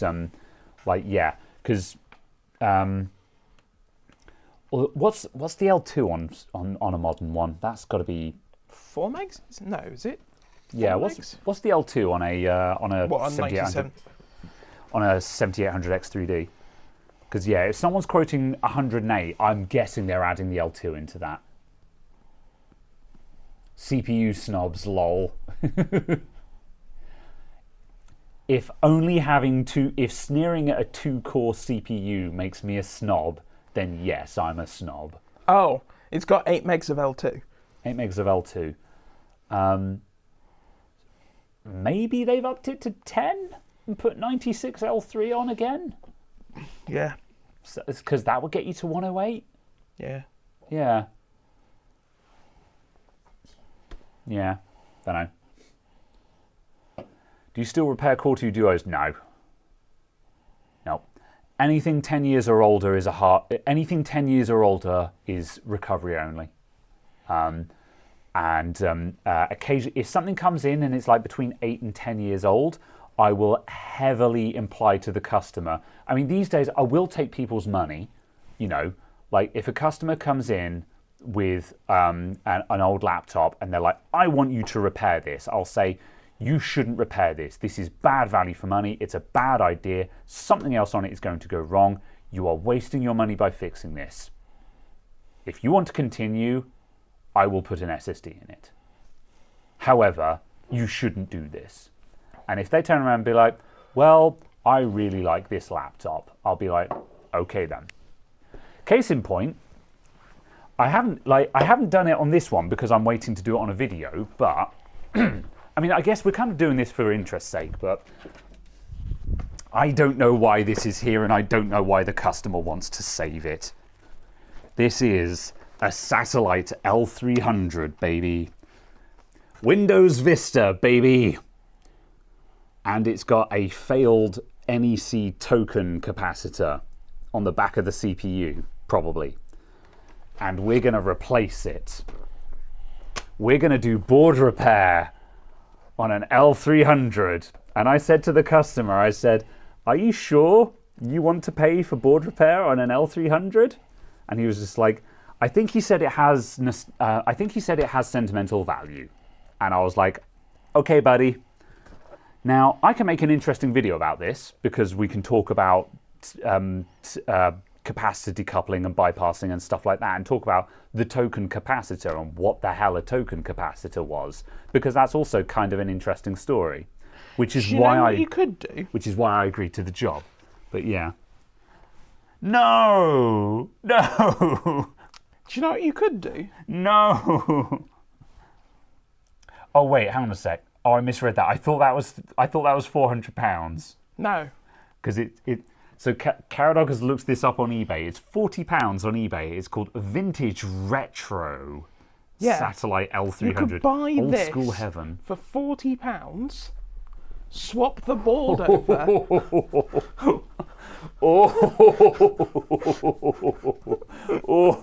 And save yourself all the effort.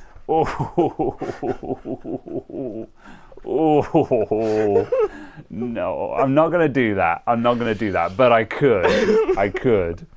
And what you can then do is you could put the rest of it on the shelf with the customer's name and telephone number on there. So when they come in with the next part that's failed, you take the part out of that and put it in there and charge them another £100. The fat controller laughed. Ooh. No. I mean, I swear there's one in my e-waste. Excellent. So you find that from your e-waste, we collect it, we sell it to a customer for £400. Yeah. And then dinner's on you. Speaking of dinner being on you, when are you coming to visit again? Si, specifically. Okay, I was like, me? Are you inviting me to your home? I mean, you could do. You're going to show me your room? You wouldn't last 5 minutes. I've never seen your room. I've only seen your guest lounge, because the commoners weren't allowed in the main lounge. It's true. I mean, what? Basement. It's true. Right. I find you, Graham, when you repaired a Mac NVIDIA GPU with the 330 capacitor. Yeah, I kind of joined in a bit too. I joined in right at the end of that rush, but yeah, that was an interesting repair. Oh, was that the logic boards that all had the same capacitor Yes. break on the graphics card? Only on the 2010. I thought it was on a lot of them. It was actually only on like just the 2010. I think that applied to. But yeah, it was an interesting fault, that one. So yeah. Next year when I redo board repair basics, when I do board repair basics Redux, which is going to happen next year. That's next year's project, is board repair basics Redux. Part of me wants to do Remind me in 12 months. Part of me wants to do an add-in on that, where some of those board repair basics videos are like examples of classic signature failure modes that are now no longer applicable, but just interesting stories of failure modes that computers had in the past that are just sort of like, because again, I can't remember, it was C6850 or something like that it was known as, because it was the capacitor number on the logic board of a the MacBook Pro 15-inch 2010, there was a capacitor on the frame buffer power rail that was a known failure point, and it died on a lot of them, and it was a really easy fix if you know which capacitor to replace. And it's a really interesting story because it was a very good cautionary tale on, because people would heat gun the GPU core and then go, hey, look, it's come back to life. And it's not because you heat gunned the GPU core. It's because the capacitor that's right next to the GPU core got heat gunned and it recovered for a short amount of time. Because sometimes capacitors come good if you heat gun them for a bit. But it will fail again. Tantalum capacitors specifically. But it will fail again. But yeah, so yeah, you could do an interesting story behind that. Turnit Gaming, thank you for the $5. Even I'm vomiting at the speed of that Acer laptop. Meanwhile, your Nitro is currently demolishing that Acer laptop on battery power. Good. Thank you very much for the $5. Much appreciated. Performance. Diddle diddle diddle. Right. I don't know what I'm proving with this laptop having this SSD in at the moment. What was the fault? The fault was that it was taking like, when it came in, it was taking like 10 or 15 minutes to start up, which was like, even with this spec, that's kind of broken. It shouldn't take that long. I think the thing to double check as well, though. Also, right now, it's sitting pegged at 100% CPU, so, What is pegging you today? Everything. That's the thing, is just, when you've got 2 cores and a dream, yeah, Windows idle will peg you. So, yeah. Oh my.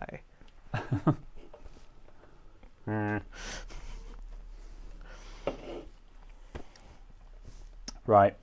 Butterfly switches will once again feature on the channel. I probably wouldn't do that. There's nothing really to talk about the butterfly keyboard except the fact that it was crap. It was always crap, and anyone who says otherwise is just wrong and bought a butterfly keyboard and was desperately trying to justify their purchase. Come at me, YouTube comments. But yeah. When did the MacBook come out? Was that 2017? As in the MacBook 12-inch, the MacBook Retina. Yes. The crap one, yeah. Yes. I want to say 2015, actually. Okay. Yeah, because the rest of the Retinas came out in 2016. The Type Cs came out in 2016, yeah. The 2 times I've used it, I've gone, this is okay, this is quite pleasant. You know, and then kind of gone, and now it's fallen apart. Because the keyboard's kind of just broken with and even 4 light taps. And I think that happened before you really got a feel for the speed, because when you actually sit... Not the actual device speed, Yeah. but I mean the keyboard on that device, because it was only a 13-inch keyboard. Yeah. And so on. But it was just kind of like, Yeah. Because sometimes you can fix dodgy keyboards just by them being on a really small device, because obviously it's very stiff. And even then it was just like, no, all of this is wrong. All of this is horrid. I see what you mean there, yeah. Alex Cummins says, to be honest, I find Windows 11 24H2 rubbish. Elaborate. What problems are you having? Genuinely interested. That's not a call out, you know, because like I'm currently running Windows 10 at home and I want to upgrade to 11 because I need to upgrade to 11. The only reason why I haven't is just laziness, and also like, well, as of the past couple of months, I was waiting for 24H2 basically. Yeah. The thing that'll be interesting for me to see is if you can get your HP reverb to work. I don't know if I'm going to bother because I've moved on from the reverb now. But it would just be interesting to me to see if you can. Yeah. If you can literally just go mixed reality, install. I'll check if mixed reality. Yeah, I'll check if because if I'm able to install mixed reality, then yeah, it still works basically. Yeah. Whereas if it says this is not available for this version of Windows, then that confirms it. Yeah. For context, my old VR headset was a HP Reverb G2, which uses Windows Mixed Reality. It's the only Windows Mixed Reality headset that you might want to actually use. However, Windows Mixed Reality is vaporware. Microsoft have abandoned it. It will receive no further updates, but it's not clear if that means you can't install it on 24H2 or simply there will be no further support for it. A la, we are not going to update it anymore. Because, Microsoft just have this thing at the moment where they just refuse to elaborate on what support actually means. So, yeah. Because if you can't install Windows Mixed Reality, that basically means that HP reverbs are all paperweights now, unless you want to run an old version of Windows. Yeah, it's not clear on what that is. I don't have a horse in this race anymore because I've bought a Quest 3. But that much being said, I still have my reverb and I haven't gotten around to selling it, and I really need to sell it because if Windows Mixed Reality is dead, I need to get shots of that before everyone realizes that Windows Mixed Reality is dead. And especially as eBay remove their selling fees. Yes, yeah. But yeah, there's still a market for it because it's still a good HMD. Like, credit where it's due, the quality of life with my Quest 3 is better, but my reverb is more comfortable. The Quest 3 is noticeably less comfortable than my reverb was. And the picture is good and the lenses are better, but the display on the reverb was better. Did you get custom lenses for the reverb?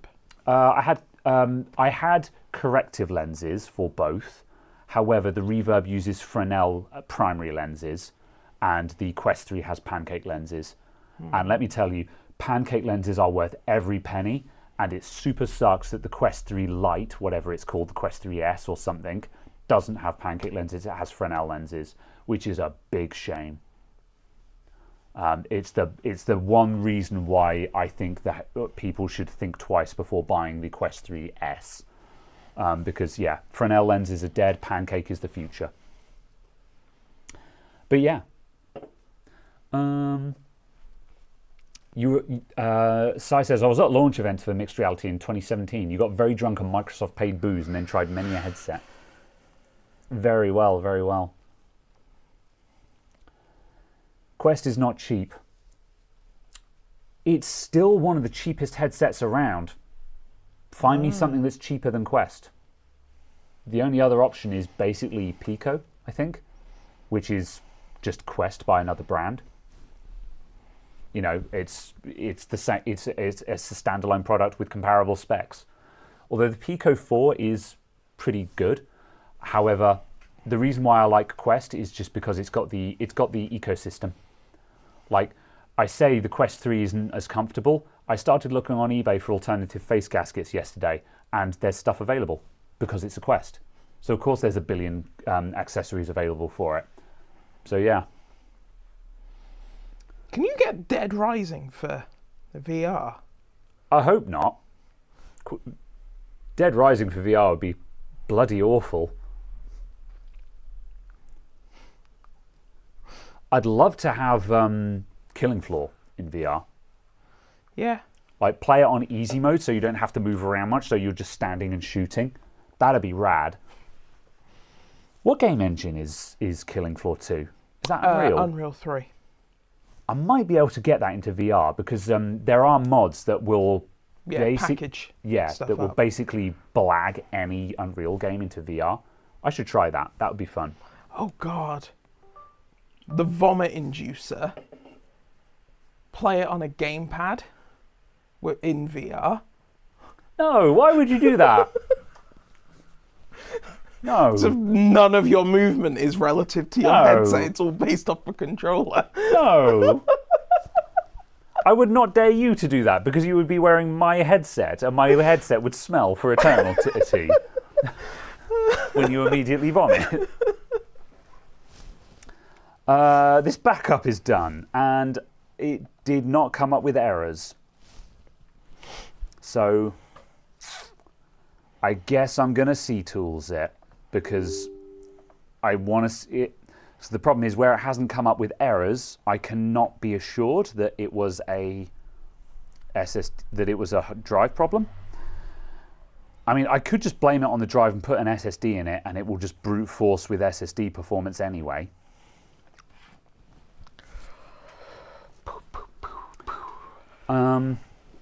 Remember when I said I was going to fix something? Yes.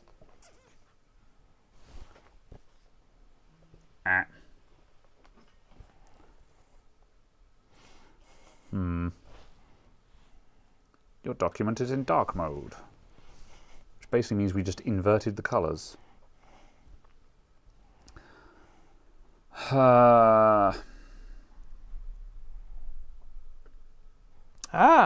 Everything is a rabbit hole or something that I want to make a video on. Apparently the answer to the question about can you use mixed reality is no, you can't. Because someone just pinged in the Discord that. Ah, interesting. Yeah, so they have actually said it does not work anymore. Yeah. That's kind of odd. I don't really understand why Microsoft have done that. But then on the other hand, mixed reality was kind of spaghetti code as it was. They must have run into it because the thing is, so Windows mixed reality, I can't remember what the technical term for it is, but with VR, you have to have a VR environment because your computer needs to render and create a new user interface that is sent to a separate dual screen setup kind of thing. And usually when you do this, that environment also has to handle linking to the computer and being able to view the computer's desktops and things like that. And mixed reality has been kind of crap for this for a while now. Like, as it was, in mixed reality on Windows 10, I could see my desktop, but I couldn't interact with it because just bugs and spaghetti code. And what I was actually, the only thing that I actually used mixed reality for was launching Steam VR. But my startup sequence was put on headset, load Windows mixed reality, immediately use that to launch Steam VR. Then do everything through Steam VR. So yeah, maybe that's why it's not supported, is they've gotten to the point where they're like, this is too much spaghetti code, we cannot keep making this work, so we're killing it. So yeah, I assume that's it.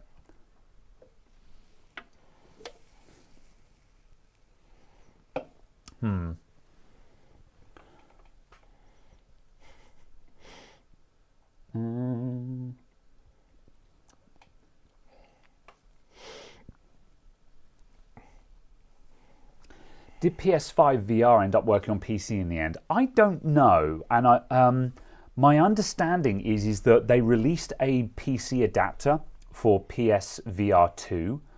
However, a bunch of stuff on it just doesn't work. Like, for example, what's the technology where they can increase resolution depending on where your eyes are looking and stuff like that? Oh, the foveated rendering. Yeah. Foveated rendering, and I think eye tracking in general doesn't work. So I believe that there is a PC adapter for PSVR 2, but you lose half of the functionality of the headset, which means that what was a really good headset is suddenly actually kind of mid. Because by the time you take away all of the stuff that you've lost in the feature set, you may as well just buy a Quest. The only other thing it's got going for it at that point is the fact that it's an OLED screen, and there are still surprisingly few OLED VR headsets available. It's also apparently got a good HDR like mapping and so on. Yeah, so like it's probably a good just HMD, and like there's a market for that. Like, for example, the Reverb G2, it's not a very good VR headset, but it's an absolutely cracking head-mounted display. And that's why a lot of people who are buying the HP Reverb are flight sim enthusiasts, because they're sitting at a desk with a control setup with a HMD on. They're not standing in a room using the terrible controllers. So that's it. So a seated experience with a HMD, that just having a really good screen is enough for some people, and that's why people will still buy my Reverb G2 even though it's not supported, because there's going to be a bunch of flight sim enthusiasts out there that want the Reverb G2 because it's still one of the best HMDs on the market. Definitely for the money at the very least. So yeah. And yeah, Windows Mixed Reality was a flop anyway. All the brands they got involved with ended up recalling it. Yeah. Basically because just all of the Windows Mixed Reality headsets, with the exception of the Reverb G2, were just crap. And the G2 is, like I say, it's a good HMD. It's a mid experience for VR in general. Basically because the controllers are terrible. But yeah. My guess is the PSVR 2 was mostly designed for the PS5. Yeah, of course it was. Of course it was. It's the PlayStation VR. Yeah, it is the PlayStation VR. It was designed for the PlayStation 5. It does not work on the PS4. So the only But the PlayStation VR 1 version 2 works on the PlayStation 4. Yeah, which has intentionally been named as the PlayStation VR 1 V2. So when you buy the PlayStation VR 2, you're actually not sure if you're buying the PlayStation VR 1 version 2 or the PlayStation VR 2. I didn't know there was a version 2 of the PSVR 1 because that was a complete flop and everyone mocks its controllers that are extremely questionable in their visual design. Yes, but apparently the PlayStation 5 version is still like 340 quid. Yeah. The PSVR 2 it's kind of a bummer because it's a really good headset. It's a really good VR rig. And it's a shame that the PC adapter for it doesn't support all the bells and whistles. If they put in solid support for PC VR on it with all the bells and whistles, it would be one of the best VR experiences available today for the money. Because the only way to get something that could touch it would be to spend twice the amount. But yeah. I'm seeing some stuff saying they're getting Windows Mixed Reality working on Linux. Okay, that's kind of interesting. That's good because that means someone will buy my Reverb from me. So yeah. Which new Intel CPUs to avoid? All of them. Buy AMD. And yes, literally, 12100, 12400, 12500, 12600, basically all of those for between 50 and 150 quid, maybe 175, that sort of region. But yeah. Yeah. Oh, hold up, backing up a little bit. Stevie H says, I've got the PSVR 2 adapter. Says eye tracking. Sorry, did eye tracking work? Because you said eye tracking, but I don't know if eye tracking actually works. It's all right, not as good as a dedicated PC headset, but if you only want to buy one, it works. Yeah, it does look great. Fantastic screens. Yeah. Feels a bit janky. It works, but the controllers wobble around a bit. That's a bummer. Because good controllers do make a big difference. It was my biggest grievance with my Reverb G2 is the controllers are terrible. So yeah, download a Steam program that sits between Steam and games so it does work. Yeah, that's reasonable. No, eye tracking doesn't work. Yeah. So really the only good part about it is that it's got a good display. And that's not unreasonable. Having a good display is, like I say, because my Reverb G2 had a good display will get you a long way with a VR headset because obviously the display is what you're seeing. And if my memory serves me, the PSVR 2 has pancake lenses as well. So it should be a really good display. So, that's pretty reasonable. And the controllers being wobbly means that the PSVR 2 might be a really good option for flight sim people where they're not actually using the controllers or racing simulators where again you're using a wheel, not the VR controllers. But yeah.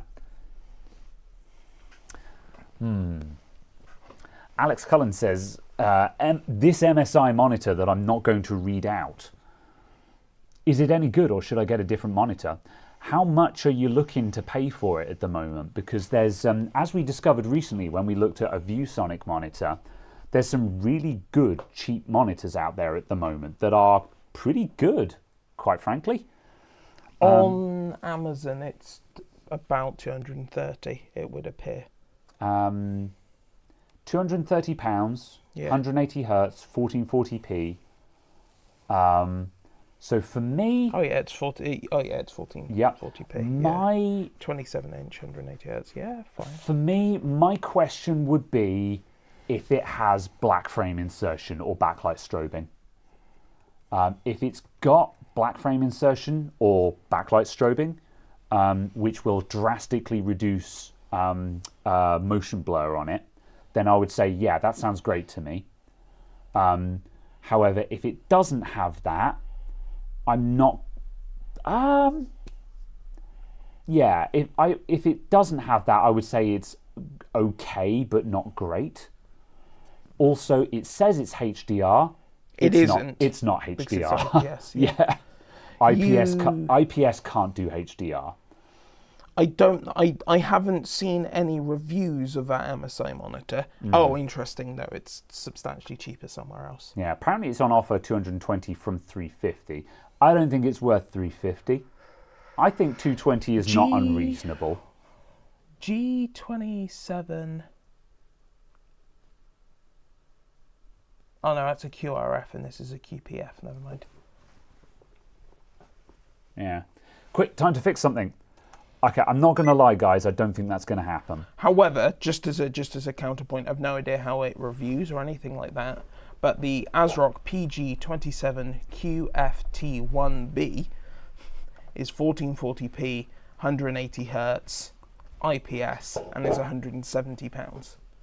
So I've no idea how that reviews, and what the refresh compliance is on that ASRock panel.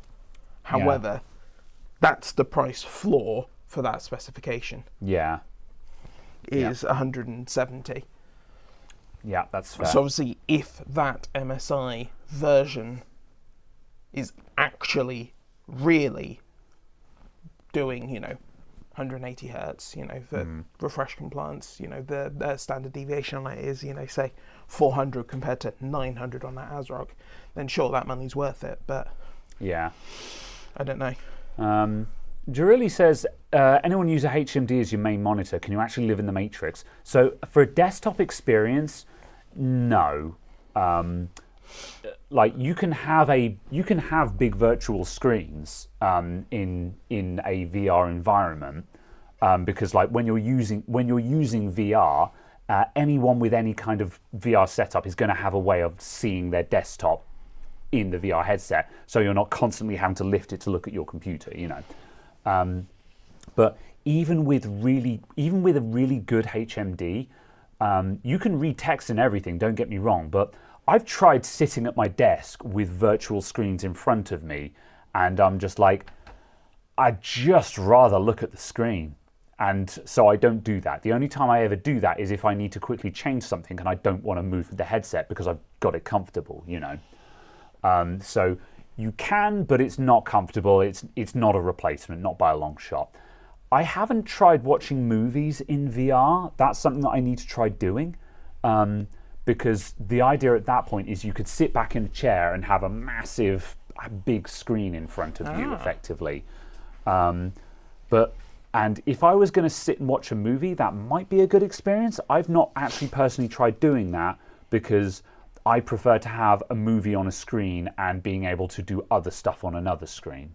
But I need to try doing that because I haven't tried doing that anytime recently. In answer to the cycling back on the monitors, the Asus TUF VG27AQ L3A, 27-inch, 1440p, 180 hertz, IPS. That's the modern version of what I have. Has ELMB sync, which is the black frame insertion, and is £219. Yeah. So it's basically the same price and definitely has black frame insertion. Yeah, that's the modern version of what I've got, and I can vouch that is fine. Also, I think it's slightly brighter than your one because this is 400 nits, and I think your one was 320 or something like that peak output. Oh, I thought mine was a bit higher than that. Yeah. So it is fractionally brighter, I think. If they've made it a bit brighter, that's good because ELMB murders the brightness, so you need that brightness. Yeah. It also depends on how much money you've got. I think my one was 400 because it has to be 400 to qualify for any kind of HDR, no matter how stupid it is. Have you got a fake HDR rating on your monitor? monitor? It has got fake HDR. Oh, I see. Like, I can put it in HDR mode. It doesn't look any different because it's not actually HDR, but it tells me it is. Yeah. So, yeah. There you go. That's a link to the VG27AQ-L3A, which does have the black frame insertion. Yeah. I don't know if the MSI or that ASRock one have got black frame insertion, but the Asus one definitely does. Yeah, And it's called ELMB sync, and it's in the. That's it, and that means that you can have variable refresh. I don't think you can do variable refresh rate and black frame insertion at the same time, but variable refresh rate is overrated. Just run a fixed frame rate that you can actually sustain, is my opinion. So yeah, let's see. Naruto says, are the Intel 13th and 14th gen non-K chips bad too? Yes. They're not. I mean, they're not bad, but again, it's just like failing. Yeah. Yes. But in the sense of the issues of them failing and having the vid issues and so on. Yes, it's anything that is 13th and 14th gen. Yeah. All of them were affected. The new microcodes may have resolved that. Fair. We won't know for 6 months. Yeah. The recommendation is buy an AMD CPU because it will be cheaper and faster. This is the problem with that Intel have at the moment, is that in a vacuum we can talk about whether the CPUs are good or not, but in the real world AMD exist, and that's kind of the problem. Yeah, right now. You know. Other than the 7800X3D, yeah, they're all really good value. Yeah. The 7800X3D is definitely overpriced at the moment because it's the best gaming CPU on the planet. That is inflating its value. And at the moment it is up in price. If it comes down to a good price, it's a no-brainer. Right now it's kind of overpriced, but if you're willing to pay for it because then you can say I've got the best chip on the market, then that's fine. Although hopefully the release of the 9800X3D will push the cost down on the 7800X3D. The suspected reason for the increase in the 7800X3D price is the fact it simply stopped being made. Oh, interesting. It simply stopped being supplied. Yeah, that's why it's going up in price because the supply is dwindling. Yeah. Yeah, okay. Because apparently you can't get RMAs on them either. Yes. Very well. Also, no, the issue wasn't with the motherboard makers having bad voltage on boosts. The problem was Intel making bad processors and having bad vid tables that could request up to 1.7 volts under ambient conditions. Yeah. It's an Intel problem. Also, if the motherboard manufacturers were doing something that wasn't safe with Intel CPUs, maybe Intel should test their motherboard manufacturers' motherboards. Yeah. Instead of trying to blame the motherboard manufacturers for their fuck-ups. There's a world where, like, motherboard manufacturers have been known to fiddle numbers before, and we can definitely call that out and call that bad, but that was not the only thing going on here. Oh, so it was Intel, not the 400 watts. What, the 400 watts that the Intel processors were designed to run at, that by Intel for their 400 watt processors. Yeah, why? Intel's 400 watt processors. Yeah, the chip requests power, so, like, the chip The motherboard doesn't push power. Yeah. Like, the CPU requests it with its vids. Yeah, and like certainly we can blame motherboard manufacturers for not having some headroom in place. That because like that, we can blame motherboard manufacturers for not being like whoa, no, you cannot have 400 watts. However, the CPU still requested 400 watts. You know, was the motherboard guilty for actually supplying that? Yeah, but also the chip asked for it. But also, you look at the X299 processors. They were 400, 500, 600 watt processors. And that was entirely within spec. Because they were 10, 12 core processors. You know, so it was a case of it was a platform that was designed for that. Yeah. But they weren't requesting 1.7 volts. Yeah. So yeah, no, it's entirely Intel's problem. Turner Gaming, thank you for the £5. Probably a stupid question. Is the Ryzen 5 7535HS with Radeon graphics a decent CPU? I think that's the top spec mobile at the moment. Is there a... Have we got a 9000 mobile? It's the... I think it's close to the top of the Zen 3 ones. Yeah, sorry, it's not the top specs, it's a Ryzen 5, but yeah. It's near the top of the Zen 3 processors, and it's fine. Yeah. Yeah. Yeah, it's the high spec Ryzen 5, so yeah, it's pretty fine. They're all pretty good, those CPUs. Obviously, this is a mobile CPU we're talking about here, so obviously it's not going to go toe to toe with desktop, but yeah, it's perfectly acceptable. Yeah. I think it's basically a wash between most of the mobile processors, which is a good situation to be in. For 2 generations, we've basically been at a wash for performance. Between, Intel will win some stuff, AMD will win some stuff. So yeah. Yeah. Just apparently Meteor Lake has been poor. Defildo says, I imagine an RMA for a 7800X3D means you get an upgrade to the 9800X3D. Maybe, possibly interesting. You'll put from memory. What they were offering people was 7900s X3Ds, 7900 X3Ds, 7950s. Yeah, possibly. Yeah. Also, I'd imagine that a lot of people probably keep a lot of stock in reserve for RMAs and stuff like that. I'm not sure on that, but I can see a world where that would be the case. So yeah. Wrapping up, because I think we're out of time, because Sai was making noises of, I want to go, so wrap up. Oh, wow, we're at 3:25. Yeah, okay, that's understandable. Have a nice day. Firephone says, what's the next video? It's a HP board repair that I've got half edited and I need to finish editing. So yeah, board repair time. I've enjoyed this unfixed stream. Yeah. Something like that. I'd pass on a 7900 X3D chip due to the CCD situation. I mean, certainly the 7800 X3D certainly still nails it, but I think they've improved the scheduling. They are getting better on that, aren't they? There was significant improvements in the last couple of chipset updates, but the issue with them is just the fact of it's very hard to... To an extent, it's an unsolvable problem, isn't it? Well, it's very hard to unbreak a Windows install. It's possible, but it's really hard to explain it to people. And obviously the benefit on the 7950 X3D is the fact of you still have 8 cores in one CCD. Yeah. Whereas with the 7900, you've only got 6. Yeah. Which is a bit weak sauce. Yeah. Ultimately, if you're a gamer, then just get the 7800 X3D. That's been the case, and I've said it before. This is why the 9000 series hasn't sold very well, because everyone's waiting for the 9800 X3D. Because if you're a gamer, we've had the 5800 X3D, which was the king of gaming. We've had the 7800 X3D, which is the king of gaming.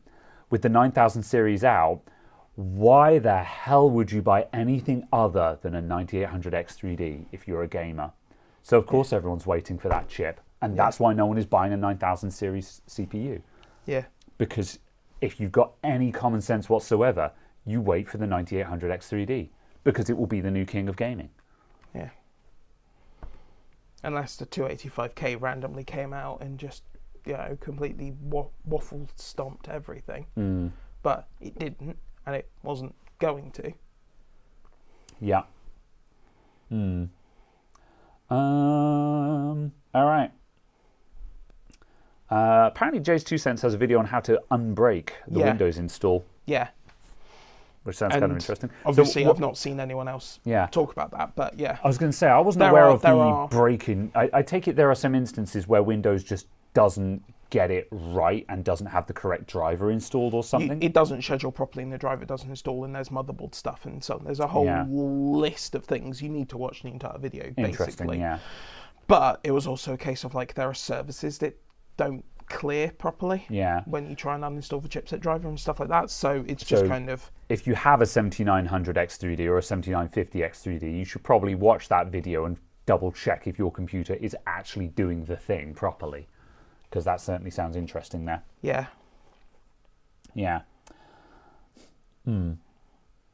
All right. Turner Gaming, thank you for the £5. I was wondering, because my Nitro 16 scored 9668 in Cinebench R23 in 4th place. I mean... Good. Yeah. Do you want to Google search what the Cinebench score is for Cinebench score for, what was it? What's the Cinebench score for a 7535 HS?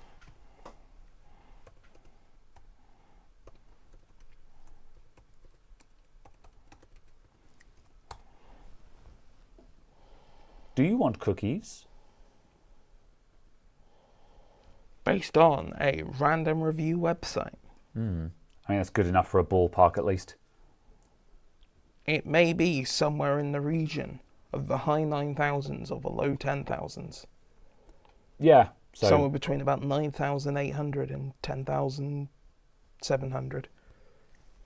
yeah, so 9668 is within the ballpark. You could probably squeeze more out of that if it was a cold day. But yeah, that sounds about correct for the thing. Like, you can compare that to other CPUs, but like it doesn't really matter because that's what you got.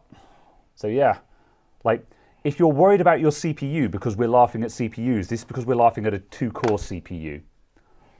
Like yeah, if you're running a Ryzen HS series CPU, then that's not your problem. Certainly, Yeah. if it has more than 2 cores in it. Yes, indeed. So Yeah. some of the hardware unbox videos had benchmarks where the 5800X3D was still faster than the new Intel CPUs. Yeah, it's pretty cringe. It's yeah. The new Intel chips are not fast in games, but also the problem is just AMD have got lightning in a bottle with the X3D, with the 800X3D chips. They're just really good gaming CPUs, man. They know what they're doing with those. So yeah. All right. I think we're about done. Very well. I've enjoyed this conversation in English.